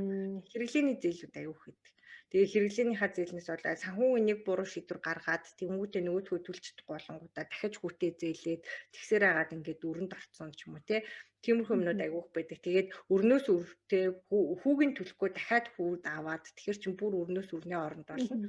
Тэрний оронд баг ингээд гүрийсэн дээр байхгүй хүүгээ төлж чадахгүй луучсаараа төлж чадахгүй ингээл бэжсэн дээр байхгүй юу. Тэгээд би энэ төлж чадахгүй би түлхийг хичээн гэд те. Тэрний оронд нөгөөдхөө дарж ингээл эндээс ч нэг зээлэл тэндээс нэг зээлсээр аа тэгээд бүр сүлд ингээд худалч юм болчтой. Тэгэхээр ингэж ерөөсөө болохгүй. Тэгээд маш олон хүмүүсүүдийг бас өрнөөс нь гаргаж өгсөн байдгийн бизнесийг хийгээд. За ингээр одоо хүмүүсүүд пэбэр ороод ирдэ шүү 80 асуудал очие. Тэгэхээр би тэр болгоо миний нөгөө тэгэхээр миний нөгөө хамгийн үнцэнтэй зүйл юу гэхээр миний цаг амьдрал цаг хугацаа лахгүй. Тэгэхээр би нөгөө зарцуулж байгаа цаг болгоно нь бол хамгийн үнцэнтэй байхыг хичээдэг. Тэгээ энэ нь болохоор миний яг саяны сэтгэлгээний нууц дээр бас баримталдаг зарчим. Тэр номны дагуу. Тэгэхээр өөрөөр хэлбэл миний үнц нь болохоор мөнгө биш. Би одоо жишээ нь мөнгө хэмнэх гээд хүмүүс бас ингээ гаргадаг нийтлэг алдаа нь юу гэдэг юм гэхээр мөнгөө хэмнэж ингээ тэрийг ингээ өөрөөр хийх гэж үздэг байхгүй. Тэгээд энэтэй цагаа өртөө тий. Тий, энэтэй ч холбоотой харамчхан хоёр төлөв мөлн гэх юмнууд байгаа шүү дээ. Тэнгүүд нөгөө өөрийнхөө цагаа үнэлж ерөөсөж чадахгүй. Тэгэхээр өөрийнхөө цагаа үнэлж чадахгүй байгаа хүн бусдад ч гэсэн үнэлэхдэггүй. Тэгэхээр хамгийн дөрөнд өөрийгөө үнцэнтэй нэгэн тий миний цаг илүү бүтэмжтэй. Тэгэхээр өөрөөр хэлбэл би хараад тахад ингэдэг байхгүй хүмүүс ингэдэг нэг хүүхдийн гэрийн даалгавар өөртөө хийх гэж зовоод идэг. Тэгээд одоо коронавигоос өмнө шүү дээ. Одоо коронавитой байхад бол одоо өөрөө хийлэхээс өөр аргагүй л юм л да. Өмнөөс ямар ч найдвар алга тэгээд тэгэнгүүт коронавигоос юу нь болохоор өмнө нь болохоор жишээ нь хүмүүсүүд ингээ хүүхдийн гэрийн даалгаврыг хийлгээл ноцолтой бол тэгэл тэнтэй оролцолтой байдаг. Тэгэнгүүт за хамгийн сайн багш тэг хиттэй байна гингүүд нэг цагийн 20,000 төгрөгөөр тавтлага өгдөг сайн одоо ингээл тэ хүүхдэд тулж ажилладаг багш гэл байна л та. Тэнгүүд жишээ нь би миний хэрвээ цагийн бүтээмж 20,000 төгрөгөөс илүү үнэтэй бол би хэрвээ тэмдэглэжил заагаа сууж ивэл хамгийн тэнэг хүн баггүй. Тэгэхээр хүний хүслөөд хамгийн тохиромжтой хүмүүсүүдийг хайр хийж сурах хэрэгтэй. Хүнд мөнгөний төлөх хэрэгтэй. Тухайн хүн одоо өөрийгөө хэдэр үнэлсэн бэ нү те тэр хэмжээний мөнгөний төлөөд би тэрнээс илүү бүтээмжийг хүсэх хэрэгтэй гэсэн. Зарим хүмүүсүүдийг хараад тахад болохоор нөгөө багш авсан мөртөө өөрөө юу ч хийхгүй суугаад байдаг байхгүй. Тэгвэл шилтгийнэ. Тэрний оронд өөрөө заасан тэр. Тэгэхээр өөрөө чинь бүтээмж тэр багшийг зааж авах хооронд хийж байгаа бүтээмж чи илүү бүтээмжтэй юм хийж явах хэрэгтэй гэсэн. Тэгэхээр ерөөсөө хөрөнгө оруулалт мөнгөний менежментийн үндсэн зарчим нь ерөөсөө энэ байхгүй юу? Энийг юм болгон дээр л ойлгох хэрэгтэй. Тэгэхээр орлого дээр ч гэсэн, санхүү дээр ч гэсэн, худалдаа авалт дээр ч гэсэн бүх юм дээр яг адилхан гэсэн үг байхгүй. Тэгэхээр дандаа яах нь миний зарцуулж байгаа юм одоо чи би 1000 төгрөгөөр будаа авахад надад 1000 төгрөгтэйгөө дүүцхүүц хэмжээ найсгүй тэрнээс илүү value буюу үн цэнийг бүтээж авах хэрэгтэй байхгүй нөгөө будаа маань. Тэгэхээр тэрийг бүтээхгүй байгаа юмд мөнгө зарцуулж ивэл хамгийн тэнэг. Тэгэхээр Сашкагийн маань өгч байгаа зөвлөгөө болохоор мөнгөө зарцуулахаас өмнө бод тий бас дахин бодно шүү дээ. Тэгээд ер нь бол зарцуулал ялангуяа нөгөө алдагдсан боломжийг харьцуулаад таны цаг хугацаа өөр би юуг авч болох байсан тэр мөнгөөрөө илүү эрүүл мэндтэй будаанаас илүү өөр юу авч болох ч гэдэг тийм нэг иймэрхүү байдлаар харьцуулаад явах шаардлагатай гэж хэлж байна. За дээрэс нь болохоор хэрэглээний зээл дээр ялангуяа битгий зээл өгөөч. Ягаад тэгэхээр дахиад нөгөө хэрэглэж байгаа зүйлдээ бас дахин бодолцож штэ. За тэгээ миний нэг сонсч ирсээр болохоор дэлхийн нөгөө эдийн засгийн хямралууд болохоор ерөөсөө германууд хямардгүйг сонссон байхгүй. Тэгээ яагаад германчууд хямардггүй гэсэн чинь асар удаа хэрэглээд одоо манайхаар бол яг сашка шиг хэрэглээд байгаа байхгүй. Нөгөө пүүцэ илэгдэлтэн өмсдөг те сайн чанартай авахтаа маш сайн боддог. Тэгээ дэмий зүйлж ерөөсөө огт илүү зүйл одоо хэрэглээгээ зарцуулдаггүй. Ялангуяа одоо еврейчүүд те германчууд эдэр яг ийм зарцуулалттай юм байлээ. Тэгээд энийг бас бид нар сурах хэрэгтэй. Ялангуяа олсныхаа хэрээр илүү гоё гангийн юм авах гал илүү үнэтэй хувц авах гал илүү үнэтэй хоол авах гал ч юм уу те ингээд ах юм бол та яг тэр нөө чөтгөрийн тойргоосоо бас гарч чадахгүй. Тэрийг бол сашка маань сайн хэллээ. Сашкагаас нэг асуулт байна. Бас хүмүүс сонирхож байж магадгүй нөгөө яг одоо сашка бол за одоо өнөөдөр орлоготой ингээд 4-5 жил ажиллаад орлогын хувьд бол сайн болцсон өөр төвшөнд очсон. Урд нь бол сашка одоо бизнес хийхээс өмнө санхүүгийн зарцуулж ямар байсан? Чиний хувьд одоо мөнгө төгрөг муутай байсан баг штэ. Тэр одоо санхүүгийн хүнд хэцүү үеүдээ ер нь яаж даван тулсан? Тэгээ тэр үе одоо эргээс сануул дурсвал одоо ямар вэ? Би ерөнхийдөө бол нөгөө нэг одоо жишээ нь миний алсын харанд юу гэдэг гэхээр нөгөө эмэгтэйчүүдэд л айгүйх туслахымсан гэж айгүйх боддог. Яг гэвэл нөгөө эрэгтэй хүмүүс бол хүүхэд гаргахгүй шүү дээ. Тэгээ хүүхэд гаргадаг учраас харьцангуй ингээ гайгүй юмд уягдах тийм юмд гайгүй. Тэгэнгүүт миний нөгөө хамгийн хэцүү хүнд үе юу байсан гэхээр хүүхэд гаргасан момент л хамгийн хэцүүсэн байхгүй. Тэгээд манай хоёр хүүхэд ч айгүй ойрхон. Тэгээд одоо 2 жил хүрэхгүй зайтай. Тэгээд тэгэхээр өөрөөр хэлбэл би ингээд удаан хугацаанд яг гэртээ суудсан тэгээ орлогогүй. Тэгээд нялх хүүхэдтэй. Тэгээд тэр үед болохоор нөгөө нэг ингээд хүн би гараад ажил хий, би юм бүтээ, би ингээд бизнес хий гэсэн чи гарч чаддаг юм л. Нөгөө гарч чадахгүй байгаа болохоор хүүхдэд яа гэвэл хүүхдтэй байна. Тэгээ хүүхдээ асрах хэрэгтэй гэх мэтчлэн. Тэгэхээр миний нөгөө нэг алсын хараанд би дандаа эмэгтэйчүүдэд ер нь аль болох тусалчихсан гэл тиймэрхүү одоо зорилготой олон хүүхдтэй хүмүүсүүдээ юу бас ингэж нөгөө ойлгож тэр хүмүүс туслаж тэр хүмүүст үнцэнтэй зүйлийг бүтээхийг хичээдэг байхгүй. Тэгээд тэрнтэй холбоотойгоор тэгэхээр хамгийн хэцүү үе маань ер нь тэр байсан. Би нөгөө сингл байхдаа ч юм уу ганц бие байхдаа ч юм уу мөнгө олох гэж нэг зовоод идэг байгаагүй. Одоо нэг ангил гачигтад мөнгөөр гачигтад гэсэн юм тохиолдол байхгүй. Би мөнгө хэрэгцээтэй байвал дорн сэтгэхэд болчдөг гэсэн байхгүй. Тэгээд жишээнд би оюутан байхдаа гэхэд ч одоо оюутнууд ингээл бүгдээрээ нэг юм карттай дүүсэн шүү дээ. Тэгээд би анх удаа 1-р курст оюутан болчиход тэгээд картыг авсан. Тэгээ ороод автобусанд суугаад буусан чинь карт ч байхгүй, гар утас ч байхгүй. Бүр хамаг мөнгө төгрөг алдсан. Тэгээ би бүр энэ ёстой биш юм байна гэ. Тэгээд би дахиж хийзээч одоо автобусанд суухгүй л гэж ботсон. Тэгээд тийм болохоор би нөгөө нэг одоо оюутан байх хугацаанд дандаа таксиддаг байх те. Тэгэхээр таксины мөнгийг би олдог байх хэмжээний орлоготой байх гэл дандаа тийм. Тэгэхээр нөгөө манай чи би мөс эдийн засгт сурдаг гэсэн байхгүй. Тэгээд манай мөс эдийн засгийн холбоор ингээд намайг андчихгүй нүг амар 8 ч охин нөө гэдэг. Тэгэхээр би нөгөө их сургууль тахтаал ингээд янз бүрийн юм ингээд ерөөсө зохицуулаад ингээд янз бүрийн 8 хийгээл ингээд би бүр саяхан манай нэг найз өхний влог гарч ирсэн чинь тэн дээр нь ээж нэг юм даралтны аппаратаар даралтай хэмжээс үүссэн. Тэгсэн чинь манай найз хүн миний влогийг үзсэн үү? Чи яа надад даралтны аппарат зараагүй юу гэд би бүр даралтны аппарат зарчихсан. Одоо хүртэл ажиллаж байгаа шинж аягүй сайн. Тэгэхээр өөрөөр хэлбэл дандаа ингээл олчдөг байсан. Тэгээд хамгийн хэцүү момент нь болохоор яг тэр нөгөө гэрээс гарч чадахгүй байх момент. Тэгэхээр нөгөө өөрөө хүүхдтэй болоод гэрээс гарч чадахгүй мөнгөийг бүтээж чадахгүй болохоор хүн амар стресстэй юм лээ. Тэгээд ялангуяа нүдвэрсний дараах ийм уургийн дутагдлаас болоод хүн жоохон депресстэй юм лээ. Сэтгэл готролд ордог. Юу гэдэг юм бэлээ шүү дээ. Тэгээд өөрөөсөө авахстай юм байна те. Тэгээ уургийн дутагдал юм бэлээ шүү дээ. Тэгээ уйлмаар санагдаад тэр чинь ерөөсөө уургийн дутагдал ахгүй. Тэгээд уургийн дутагдаад таагач хүн мэдтгүй юм бэлээ. Тэгээд зүгээр л ингээл яач мемор бол ингээл уйлмар ч юм шиг санагдаад тэгээд идэг. Тэгээд тэрнтэй холбоотойгоор яг 2 дахь хүүхдээ гаргачаад тэгээд гэртээ сууж захтаа нэг яг тийм момент байсан байхгүй. Тэгээд нөгөө дасны үлдэгдлээ харсан чинь 50,000-аас доош байдیں۔ Тэгээд тэгсэн чинь шөнө ор үрдгүү.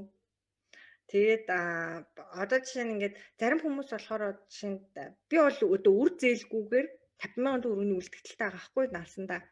Тэгээд өөрийнхөө байшиндаа машинтай байгаа хгүй.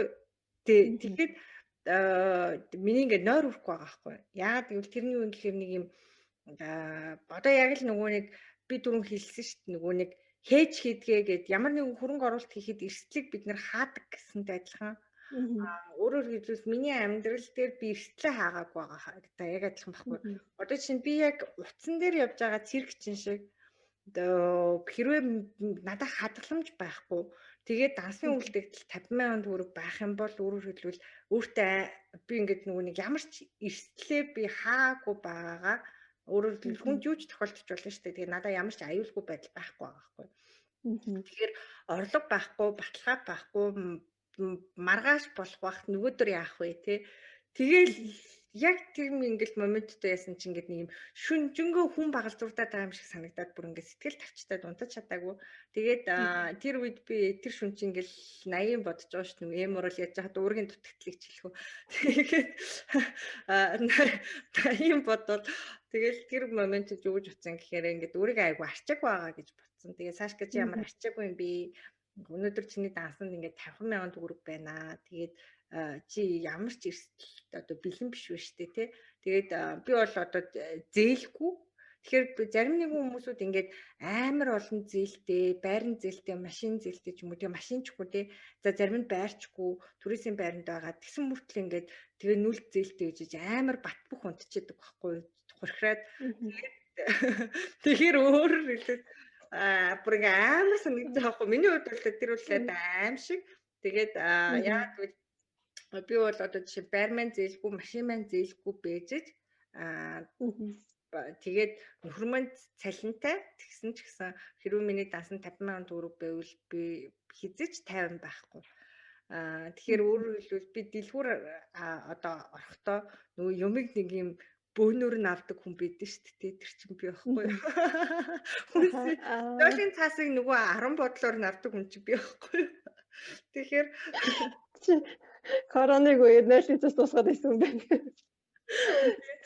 Тэгэхээр өөрөөр хэлбэл одоо ингээд нөгөө надад ингээд ямар нэг юм дутуу байгаад тахаар ингээд амар сонин мэдрэмж төрөөддөг байхгүй. Нэг эрсдэлтэй санагдаад дандаа эрсдлээ хааж байна тий. Одоо чи нойлын цаас тусахад цаанаа дахиад нэг нойлын цаас тэн дээр бэжвэл ингээд нэг юм сэтгэл амар байгааддаг. Энэ нь яг нэг юм мэрэгжлийн онцлог юм шиг. Би дандаа эрсдлийг хаадаг байхгүй. Тэгэхээр өөрөөр хэлбэл би мөнгийг одоо хизэнээс үрж эхлэхгүйгээр би тэр бүм дөрөвний хадгаламжгүй бол Сашка чи мөнгө үрэх ирэхгүй байхгүй. Чи өөртөө юу ч авч нааж болохгүй. Ямар ч тансаглал чамд хэрэггүй. Тэгэхээр тэр бүм дөрөвний хадгаламж үүсгчүүд дараа нь би болохоор өөртөө юм нааж болно, тансаглалт үрж болно. Тэгэхээр хүн нэг юм санхүү, ерөөсөө санхүү гэдэг чинь өөрөө сахилаа бат байхгүй юу? Тэгэхээр орсныхаа ирээр үрэх биш, дахиад тэрийг хөрөнгө оруулалт хийж хадгалдаг байх, дахиад орлого үүсгдэг байх тий. Тэгээ ямар нэгэн эрсдэл гаргаж байгаа бол тэрийгэ дандаа хаадаг байх, эрсдлээ дахиад нөгөө талаасаа хаадаг байх, орлогоо олон их үүсвэртэй болгох, нэг юмд найдаад авахгүй дахиад олон юмыг хийдэг байх тий. Цагаач гэсэн фокустай зарцуулах гэдэргээд яг л энэ ур чадварууд би амбай бизнесийг хийхэд хүмүүсүүдээс агиух дутагддаг. Тэгээд ерөнхийдөө бол орлого биш дээ хизэнээс нэмэгдэж эхэлтэн гэхээр тархиа өөрчлөлт цагаас эхлүүлээд орлого нэмэгддэг. Хүмүүс гэтэл нөгөө нэг гадна талын үзэмжинд агиух холбогдлуудгүй. Яг юу хийвэл орлого нэмэгдэх үү гэж боддог байхгүй. Тэгэхээр өөрөөр хэлбэл тархиа өөрчлөхгүй бол хэрвээ одоо тухайн хүн одоо ядуу байгаад тэгээд тархиныхаа тэр сэтгэлгээгээ өөрчлөхгүй бол юу ч хийсэн ядуу хэвээрэл юм. Ямар ч боломж гарч ирсэн, ямар ч одоо ашигтай супер бизнес хийсэн байсан гэсэн тэр хүн ядуу хэвээрэл байна. Харин болохоор хүн тархиа өөрчилж чадаад сэтгэлгээгээ өөрчлөх юм бол тэр хүн бүр юу ч хийсэн орлоготой байна. Ямар ч юм хийсэн орлоготой байдаг. Яагаад гэвэл гаргаж байгаа тэр бизнесийг хийж байгаа альсгүй ямар нэг юм хийж байгаа үйлдэл болгон дээр нь тэр хандлага шингээд идэг. Яг миний нөгөө анхны ярьсан сайтны сэтгэлгээний нууцыг тусаараа урсгаа гэдэг шүү дээ. Суцаарч сэтгэлгээ урсаж явах хэрэгтэй буюу яг юм хорхон зүйл хийж байгаа шийдвэрүүд болгон дээр чин яг тэр одоо зарчмууд одоо биелэгдэж тэрийг ингэж дадаг байх хэрэгтэй. Тэгэхээр энийг л хийж чадах юм бол та юу ч хийсэн баян байх боломжтой байхгүй юу? Тэгээд одоо жишээ нь манай баг хүү ингээд би ингээ баг хүүгээс ингээд бас суралцдаг байхгүй. Манай баг хүн ингээд орлогогүй. Тэр чинь ингээд 7 настай штэ. Тэгээд сая 7 хүрсэн. Тэгээд 6 настай байх.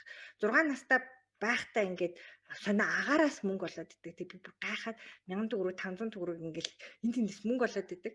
Тэг би бүр ингээд хаанаас мөнгө олоод идэв юм бэ? Бид хоёр ерөөс нэг ч төгрөг өгдөг байхгүй юу?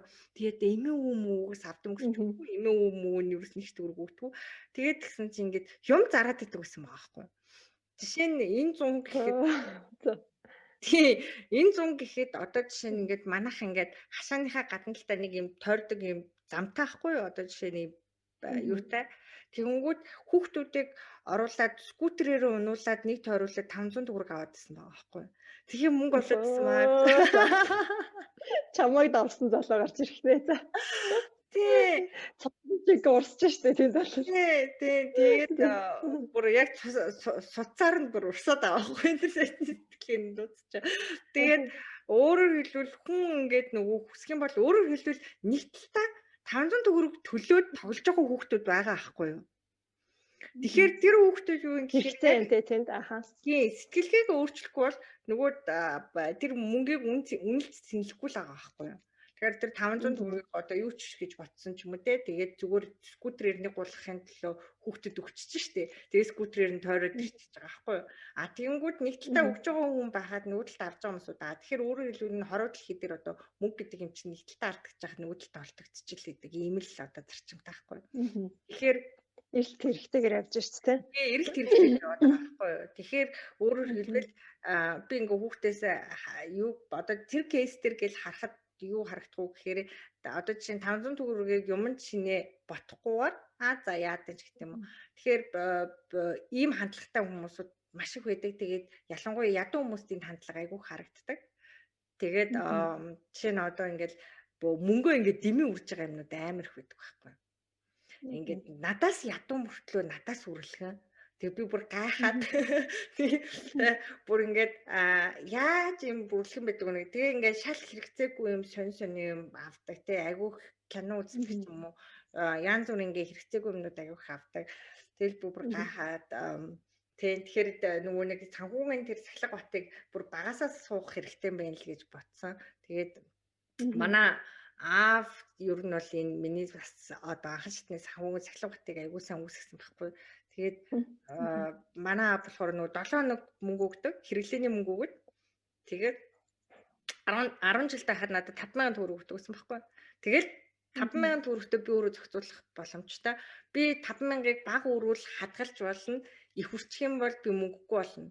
Тэгээд би эхлээд 5000-ын тавангуудаа үрцэн байхгүй юу? Тансаглаад ингээд тэгсэн чинь дараа нь яасан гэсэн чинь сүүлийн 5 дахь өдөр мөнгөгүй болоод тэгээд гэрээсээ сургууль руу алхаж байгаа байхгүй юу?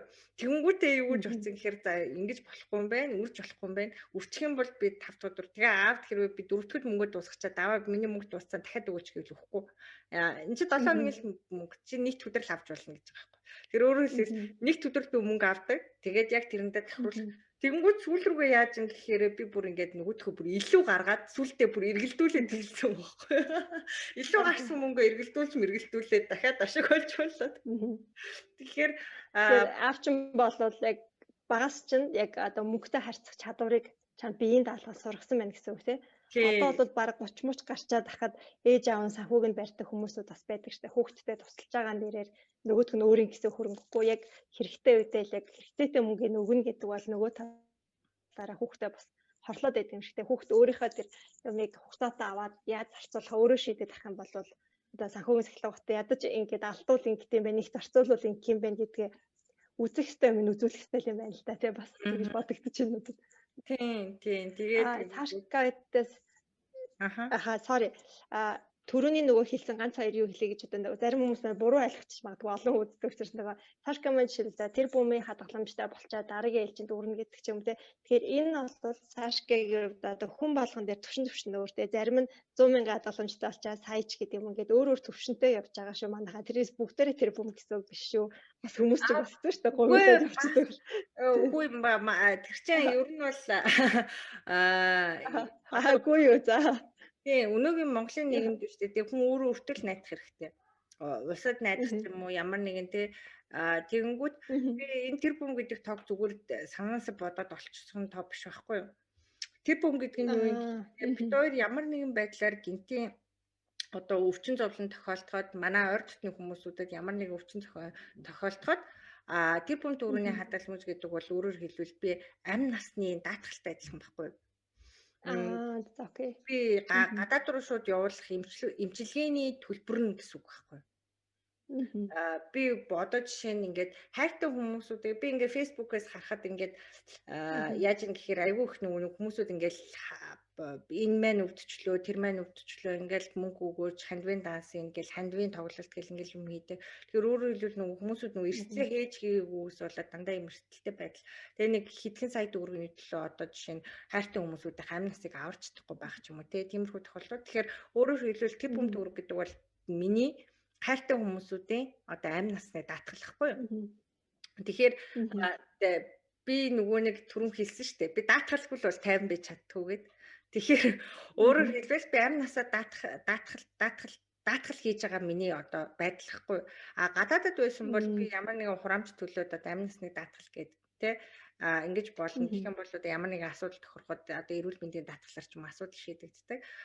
Тэгэхэд Монголд болохоор нөгөө нийгмийн даатгалын систем нь өөрөө улсын. Тэгээд эрүүл мэндийн даатгал бол улсын даатгалын тэнгууд хувийн даатгалуудын бас тогтолцоо сайн хөгжиггүй. Тэгэхээр өөрөөр хэлбэл би бол машин дээр бол автомашинаа даатгадаг. Түүнээс амь насны дээр бол би итгэж одоо амь насны компанид амь насаа даатгах чадахгүй. Тэгэхээр өөрөөр хэлбэл би үр хүүхдүүд болон хайртай дотн ээж аав хүмүүсүүдийн амь насыг даатгах чадахгүй. Тэгэхээр хэрвээ тэр бүм төгрөг хадгалаагүй бол та ямар ч даатгалгүй гэсэн. Хайртай хүмүүсүүдийнхаа одоо амь нас чинь хутганы эрен дээр л гэсэн үг байхгүй юу. Тэгэхээр өөрөөр хэлбэл хизээч өвдөхгүй байх гэж найдаад өвчин зовлон арайч тусчихгүй илгүй арай тийм муу юм гэж байгаа. Тэгэхээр өөрөөр хэлбэл нөгөө хүмүүсүүд эрсдлийг яагаад тооцдгүй гэхээр эрсдлийг муур гэж яриад идэхтэй бас учиртай юм шиг байна. Тэгээд өвчүүл яах юм гэхээр муур чи яасан муу амтай яасан муу мухай боддгийг тэргээ. Тэгэхээр энд муурлаад байгаа юм биш байхгүй. Дандаа сайхан юм яриа сайн байгаад одоо эрэг байж болно. Гэхдээ эрсдлээ дахиад нөгөө талдаа дандаа тооцож явах хэрэгтэй. Тэгэхээр өөрөөр хэлбэл одоо жишээ нь би санамсаргүй байдлаар онгоцны ослоор өглөө гэхэд миний хүүхдүүд нэг хичээл сургуульд ороод сургуулийнхаа төлбөрөөр төлөөд цаанаа нь ингээд нэг амжиргаа залгуулах хэмжээний л даатгал ахгүй юу.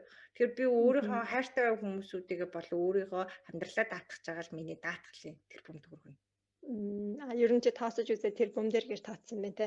За тэр бүмийг цуглуулъя хадгалъя одоо хичээе. За цаашгаа мань юу яла хэмнэх тухай ярьсан, хадгалах тухай ерөнхийдөө ярьлаа. Ер нь чи яг юунд зарцуулаад байна?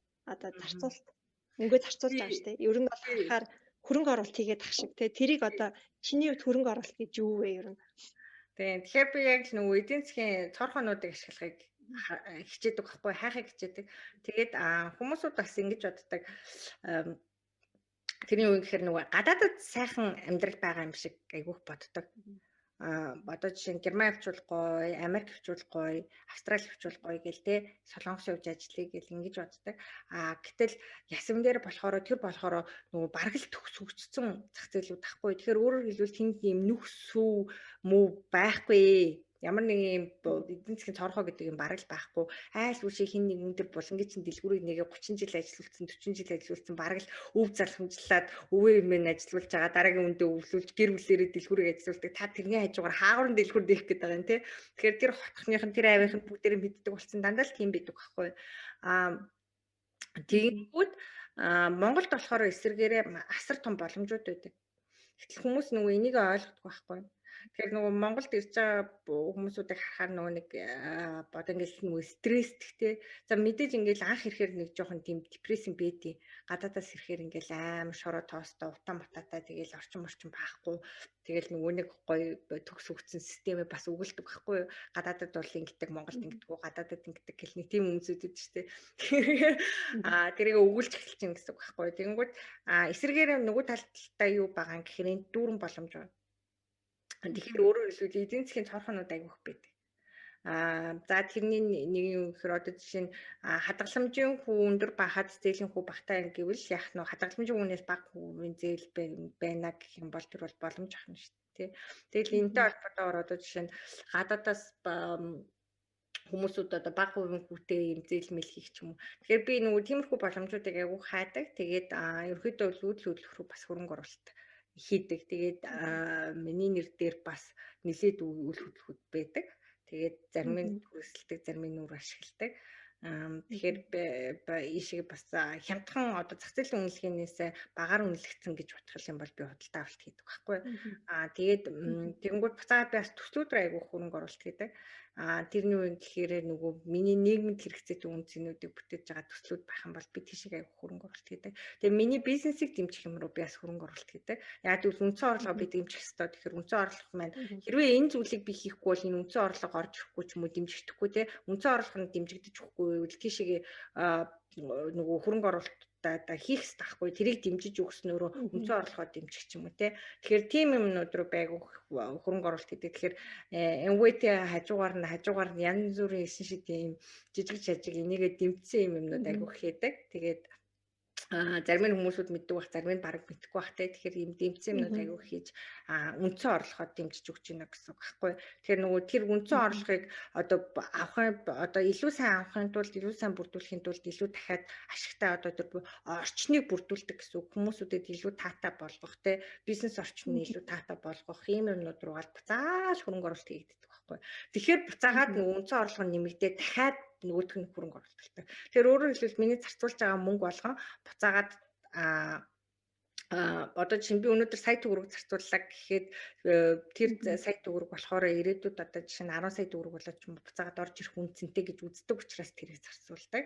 Тэгээ энийг болохоор маш олон хүмүүс хийж чаддгүй. Би хараад хахад ихэнх хүмүүсүүд болохоор мөнгөтэй болоод ирэнгүүтээ үндсэн орлогоо дэмжихээ болоод нөгөө мөнгөө үргэлжтэй анхаарлаа төвлөрүүлээд алга болчихдог байхгүй. Тэгэхээр тэрэн дээр аягүй сайн анхаарах хэрэгтэй. Тэгээд манай бизнесийн бас үүсгэн байгуулагч Ричтэй бас нэг ярилцлага байсан. Тэгээд тэн дээр нөгөө Diamond бизнес эрхлэгчдийн талаар ярьсан байхгүй. Тэгэхээр нөгөө Diamond бизнес эрхлэгч буюу одоо яах нөгөө хэрэглээ орлого нь хэрэглээнээс давчтлаа шүү дээ. Нэг хүний хэрэглээнээс нэг өрхийн хэрэглээнээс давчсан орлоготой хүмүүс бол тэрэнгүүт тэднээс яадаг вэ гэхээр ингэдэм байл л да нөгөө мөнгөө илүү ашигтай бизнес руу оруулах гад тэгэнгүүтээ хайж явжаад тэрийг нөгөө нэг юм руу оруулцдаг дараа нь тэрийг ашигтай байлгах гэдэг амар их цаг алддаг гинэ. Тэгээд гэтэл болохоор нэг юмыг ойлгодгоо тэрний юу гэхээр хамгийн сайн хөрөнгө оруулалт чинь Amway бизнес шүү дээ гэдгийг ойлгодгоо. Тэр өөрөлдвөл энд хөрөнгө оруулалт цагаа зарцуулах хэрэгтэй байхгүй. Тэгэхээр тэгэж нөгөө нэг одоо жишээнд нэг 300 сая төгрөг ч юм авчаад энэ 300-ыг яаж эргэлдүүлэх вэ? Яавал ашигтай байлгах уу гэл ингээл бодоо шөнөөргөө оноолтын нөгөө мөнгөө өргөхөл ингэж заахаа оронд харин шал тэрний оронд багаа яаж хөгжүүлэх үү? Яаж багтаага ажиллах уу? Багаа илүү сайн яаж болгох вэ гэж бодох хэрэгтэй мөлий. Тэгэж цагаа зарцуулсан бол тэр нь илүү буцаагаад дараа жилийн хөрөнгийг илүү нэмэгдэх хэрэгтэй байсан байхгүй. Гэтэл маш олон бизнес эрхлэгчид бүр дэлхийд дахинаа тэгэж алддаг юм байна л да. Олж байгаа орлого нь даваад ирэнгүүт орлогоо хаашаа хүүгээд тэгээд нэг юм мөнгөгүй зовлон мөнгөтэй зовлон гэд нэг хоёр зовлон баг шүү. Тэгээ мөнгөгүй болохоор мөнгөтэй олхомсон гэд зовоод идэг. Тэнгүүтээ мөнгөтэй олчоор мөнгө хаашаа хүүгээд зовоод идэг.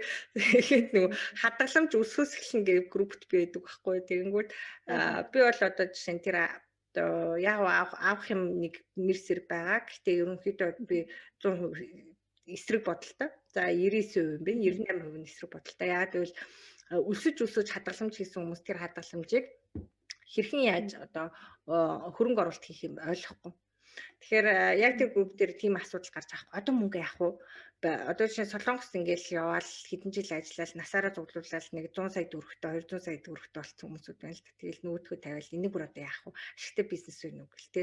Тэнгүүд тэр өөрөөр хэлбэл нөгөө баялагын бүтээх сэтгхүү сургаагүй суухгүйгээр өсөж хадгаламж хийсэн болохоор тэр хадгаламжийг цаашаа өсгөх одоо тийм сэтгэлгээ байхгүй. Тэгэхээр авч явах чадвар байхгүй. Яг аавштай тал нь яг эрсдлийг хааж байгаа арай нэг юм жоохон тий үгч хэрэггүй гисэн хідэж гисэн дахиад буцаагаад нөгөө нэг тэрийгэ зарцуулах тийм сэтгэлгийн суухгүй учраас тэрэндээ хөрөнгө оруулалт хийх хэрэгтэй байхгүй. Тэгэхээр өөрөөр хэлбэл өсөөд хадгалах биш өсөөд гарч ирсэн мөнгөөрөө хүн суралцах хэрэгтэй байсан байхгүй. Окей. Тийм. Тэгэхээр хамгийн сайн хөрөнгө оруулалт одоо энэ хорвоо дэлхий дээр хамгийн сайн хөрөнгө оруулалт юу вэ гэвэл эрүүл мэнд болон өөрийнхөө боловсролд хөрөнгө оруулах. Тэгээ боловсрол гэдэг нь 21-р зуунд одоо диплом биш болчиход байгаа. Мгм. Тийм дипломын голууд монголоор л нэмэх штеп. Тэгэхээр дипломтой боллоо гэдэг нь сайхан амьдралын баталгаа биш шүү дээ, тий. Тэгэхээр хамгийн гол нь юу юм гэхээр боловсрол гэдгийг юу хэлээд байгаа юм? Практик боловсролхгүй. Тэгэхээр чадварууд их сургууль дээр тагтдаг чадварууд одоо EQ, TQ, SQ гэдэг шүү дээ, тий. Тэгэхээр тэр чадваруудаа хүмүүс илүү хөрөнгө оруулалт хийгээд тэгээд тэрэнд сургалтууд те аль болох шинийг хэллийг сурдаг байх. Одоо дор хаяж би одоо ингээд бүх хүнд хандаж хэлэхэд монголоос гадна өөр хэлээр ярьж сурах хэрэгтэй. Энэ бол амар номер 1 одоо чухал юм баггүй. Тэгэхээр энэ бол номер 1 хөрөнгө оруулалт хэл гэдэг бол яа тэгвэл монгол хэлээр манай хэлээр ярьдаг би хэлдэг шүү дээ. Манай хэлээр ярьдаг. За монгол хэлээр ярьдаг нэг дэлхий дээр 5 сая хүн байгаа. 5-6 сая хүн энэ хэлээр ярьдаг тий. Тэгэнгүүт өөрөөр хэлбэл монгол хэл дээр гаргасан бүтээгдэхүүнүүд одоо бүтээлүүд байлаа гэхэд сургалтууд байлаа гэхэд одоо 5 сая хүний шилэгдмэл нь л ахгүй юу. Гэтэл англи хэлээр дэлхийн хүн ам 3 тэрбум нь ярьж штэ. Тэгэхээр өөрөөр хэлбэл англи хэл дээр байгаа бүтээгдэхүүн 3 тэрбумаас шилэгдсэн бүтээгдэхүүн байхгүй. Тэгэхээр хамгийн илүү сайн байх магадлал хамаагүй өндөртэй. Би зүгээр гадны хэлийг дахин шүтдэг байгаа юм. Энд юу байхгүй. Зүгээр цэвэр магадлал статистик байхгүй. Тэгэхээр олон хүн амаас ямар нэгэн бүтээл төрөхөд илүү сайн байна үстэй. Шилэгдэж гарч ирэхээр тэгэхээр тэрийг англи хэл сурах нь тий. Тийм. Тэгэхээр номер 1 хөрөнгө оруулалт эрүүл мэнд болон англи хэл юм аа. Түүнээс биш бол өссөөрн байгаад өөрийнхөө эрүүл мэндээсээ татаад тий нэг яд жаргалаасаа татаад нэг хідэн цаас хийсэндээ хүн одоо баян болохгүй байхгүй. Тэрийг аягуулсан анхаарах хэрэгтэй. Тийм. Тэгээ яг номны авах ер нь нэвтрүүлэх юм байна. Оо яна миний 60 секунд болчихжээ яна sorry. Энийг юу яагаад ер нь нөгөө Сашкагийнхаа яг одоо ерөнхийдөө дуусах төгсөж जैन. Тэгээ Сашка маань яг өөрийнхөө нөгөө сүүлийн одоо зөвлөгөөнүүдийг сая бол ерөнхийдөө гол хэсгүүд ярьсан. Суугаагүй бас хэлхийг хүссэн зүйлсүүдээ байл бас хэлж өгөөч те сүүлийн эдэн минутанд. За тэр нь юу юм гэхээр за дахиад нэг одоо хандаж эхлэх юм юу юм гэхээр хүний үнэлт сурсан цагт өөрөө үнэлэгддэг гэдгийг аягүй сайн анхаарах. Тэгэхээр хүний хийсэн юмыг аягүй сайн үнэлдэг байх. Жишээ нь одоо зөндөө олон нөгөө нэг юм юунууд гэдэг чинь хилцүүд гэдэг чинь тий.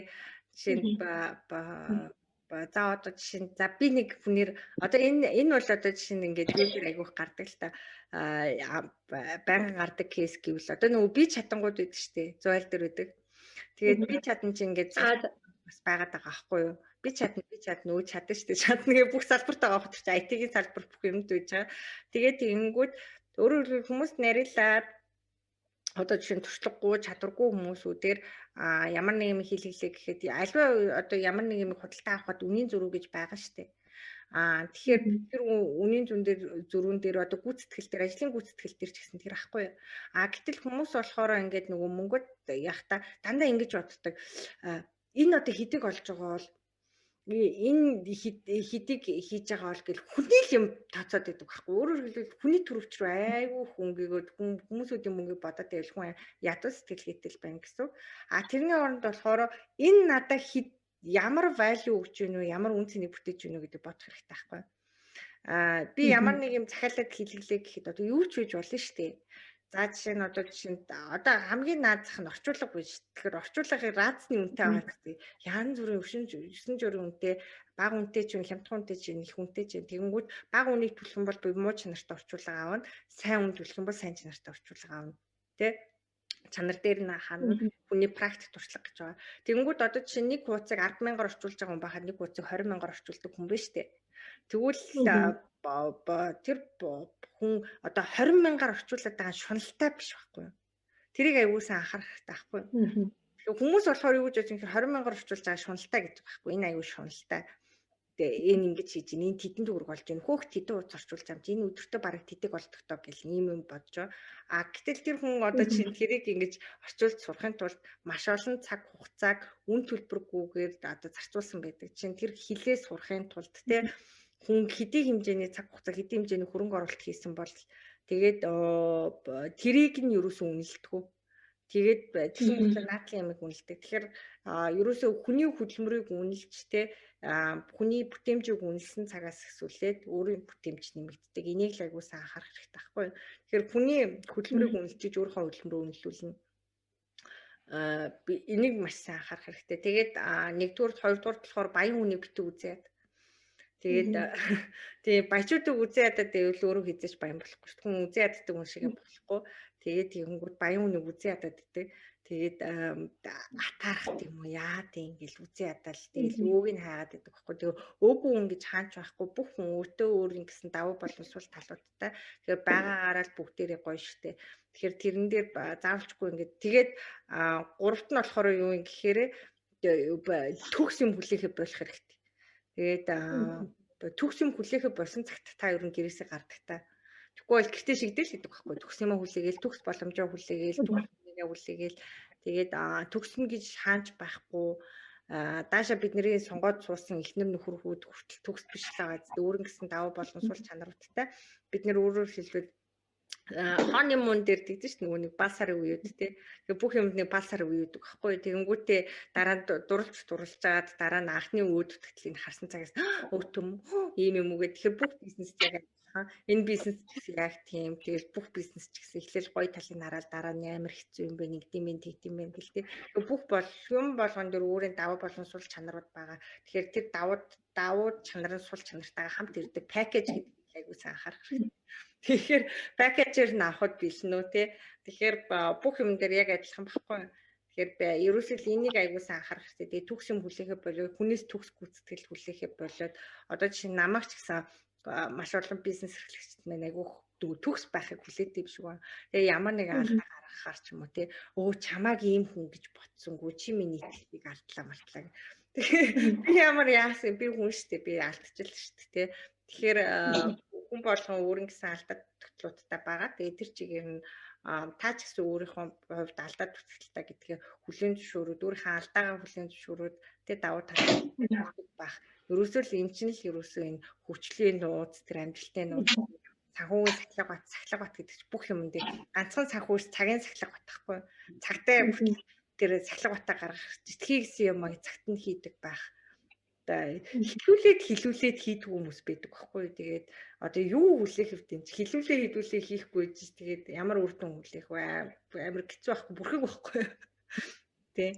Тэгэхээр ингээд л ийм л одоо одоо нөгөө юунуудыг өгөө. Тэгээ хамгийн гол юм point нь болохоор эцэс ер нь таал өөрийнхөө амьдралын эзэн өөр хинч биш. Тэгэхээр хин нэгэнд найдаж амьдрах ч юм уу ямар нэгэн зүйлд найдах те тэгэл тэр байдлаар өөрийнхөө толгойг хариуцаад бүгдээрээ нас биенд гүйтсэн хүмүүс байцгаая.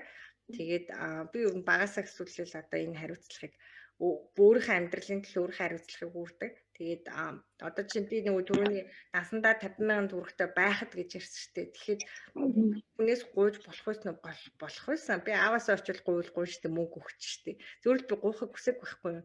Тэгээ яа гэвэл би нас биенд гүйцгээд хүүхд гаргачаад тэгчээд арчаагүй царайлаад тэгээл эцэг гэхээсээ дахиад стил юм зулгаагаал тэгэхээр ийм нэг юм шимэгц сэтгэлгээг ерөөсө болоод өөрийнхөө хариуцлагыг үүрээд тэгээд сахилга баттай нэг юм байж чадах юм бол ингэснээрээ хинт хэрэгцээтэй юм гэхээр энэ подкастыг үзэж байгаа бүх хүмүүст хэрэгцээтэй. Тэгээд зарим хүмүүсүүд одоо нэг юм амар хитрхий за арайчтэй гэж бодогдсон байж магадгүй. Тэгээд бодогдсон бол авах гэхээ ухаанаар бас хандчихад болно. Тэгэхээр авах зүйлүүд байсан авах их зүйлүүдийг гээгээд тэгээд өнөөдрийн подкаст тас хүмүүст хэрэгцээтэй байсан байх гэж найдаж байна. За тэгээд үн цэнтэй цагаа зарцуулаад бас ингээд арай одоо болж байна. Одоо баг 23 цаг болж байна. Подкаст хийж байгаа цаг маань. Тэгэхээр одоо энэ цагаа зарцуулж байгаа бас хүмүүс одоо туршлагаа хуваалцгаа бас үгээ хэлэх гээд Сашка маань ялангуяа санхүүгийн сахилга бас сайтай учраас айгүй олон хүнд юм хэлмээр санагдаад идэв юм шиг байсан. Тэгэхээр бас нөгөө цагаа жоохон хэцүүлж ирж байна. Ягаад айгүйх нөгөө ботсон хэлмээр байгаа юмнууд нэлээ байгаа. Тэгээ би бас зармын дутуу асуусан баг. Угаасаа цаг бас хүрхээрг байгаа. Тэгээ цаг маань бас нөгөө хязгаартай лимитэд учраас уучлаарай манайхаа. За тэгээд төгсөглөө үгийг болохоор надад зүгээр нэг ийм хандлага нийтэд ийм ажиглагдаад байдаг юм байдаг санагдсан. Тэр нь юу вэ гэхээр маш олон хүмүүс мөнгө надад нэг чухал биш ээ гэж яриад байдаг байхгүй юу? Одоо мөнгө чухал биш. Тэ гоё ингээд хайр дурлалтай байл. Окей бит хоёр болж ирүүлэл байвал мөнгө чухал биш. 50 амгалан байвал мөнгө чухал биш. Ингээд хитрхийн ингээд мөнгөний андас хөөцөлтөд байна гэдэг нэг жоохон тийм зүйлүүд яриад байдаг. Яг гэтэл бодит байдал дээр яг ингээд бүх юм мөнгөн дээр тулдаг те та гоё сайхан юм ихийг хүсвэл тэгээд ядаж хайртай үнэ баярлуулахад ч гэсэн тодорхой хэмжээнд санхүүж одоо шаардлагатай байдаг. За өсөж хөгжгөөд те одоо юмнууд байна. За тэгэхээр тэн дээр нэг ийм ярьжсэн нөгөө та хэрвээ ингээд найзыгаа чи миний хувьд нэг чухал биш ээ гэдээ ах юм бол тэр чинь хэзээ таны ажил тогтохгүй те гэтэл яг ингээд мөнгөийг бас бид нар тэгээд ингээд одоо мөнгөө чи миний хувьд нэг чухал биш ээ те гэд ингээ хэлээд хар чи мөнгө тэрхүү тогтцгүй юм байна л да. Тэгэхээр бид нар айгүй халтаа гаргадаг юм шиг санагдав. Мөнгө амар мөнгө одоо ийм байхгүй юу? Хүний амьдралын хамгийн чухал юм эрүүл мэнд шүү дээ. Эрүүл мэндгүй бол бид нар тэгэл дуусаа шүү дээ. Тэнгүүд эрүүл мэндийг өнөөгийн нийгэмд юугаар бүтээх үү гэхээр мөнгөөр бүтээж байгаа байхгүй юу? Тэгэхээр би мөнгөтэй байж эрүүл мэндтэй байж болж байгаа байхгүй юу? Тэгэхээр би одоо стрессгүй баах, сайн хоол хүнс, чанартай хоол хүнсийг гэдэг өөртөө унтаж амрах цагтаа байх, би цаганд баригдахгүй байх гэл ингэхээр буцаал дахиад мөнгөний асуудал шүү дээ. Би тэгвэл хэнийг цагийн ажил хийгээд ч юм уу ингүүл би стресстэй байх юм байна, цагаа явах юм байна те өвсгөлийн явахгүй байх те сайн чанарын хоол хүнстэй гэвэл дахиад мөнгөний асуудал яригдчихэв. Тэгэхээр чанартай хоол хүнсэн дээр би бол хэзээ ч татгандахгүй байхгүй. Би бүр энэ хоол бол миний сул тал ахгүй юу нэрээ. Тэгэхээр буцаагаал дахиад мөнгө тэгэнгүүт одоо жишээ нь ингээл мөнгө чухал биш хайр л хамгийн чухал гэдэг. Тэгвэл хүүхдийн сургалтын төлбөрийг очиод хайраараа хийлдэ тийм биз дээ.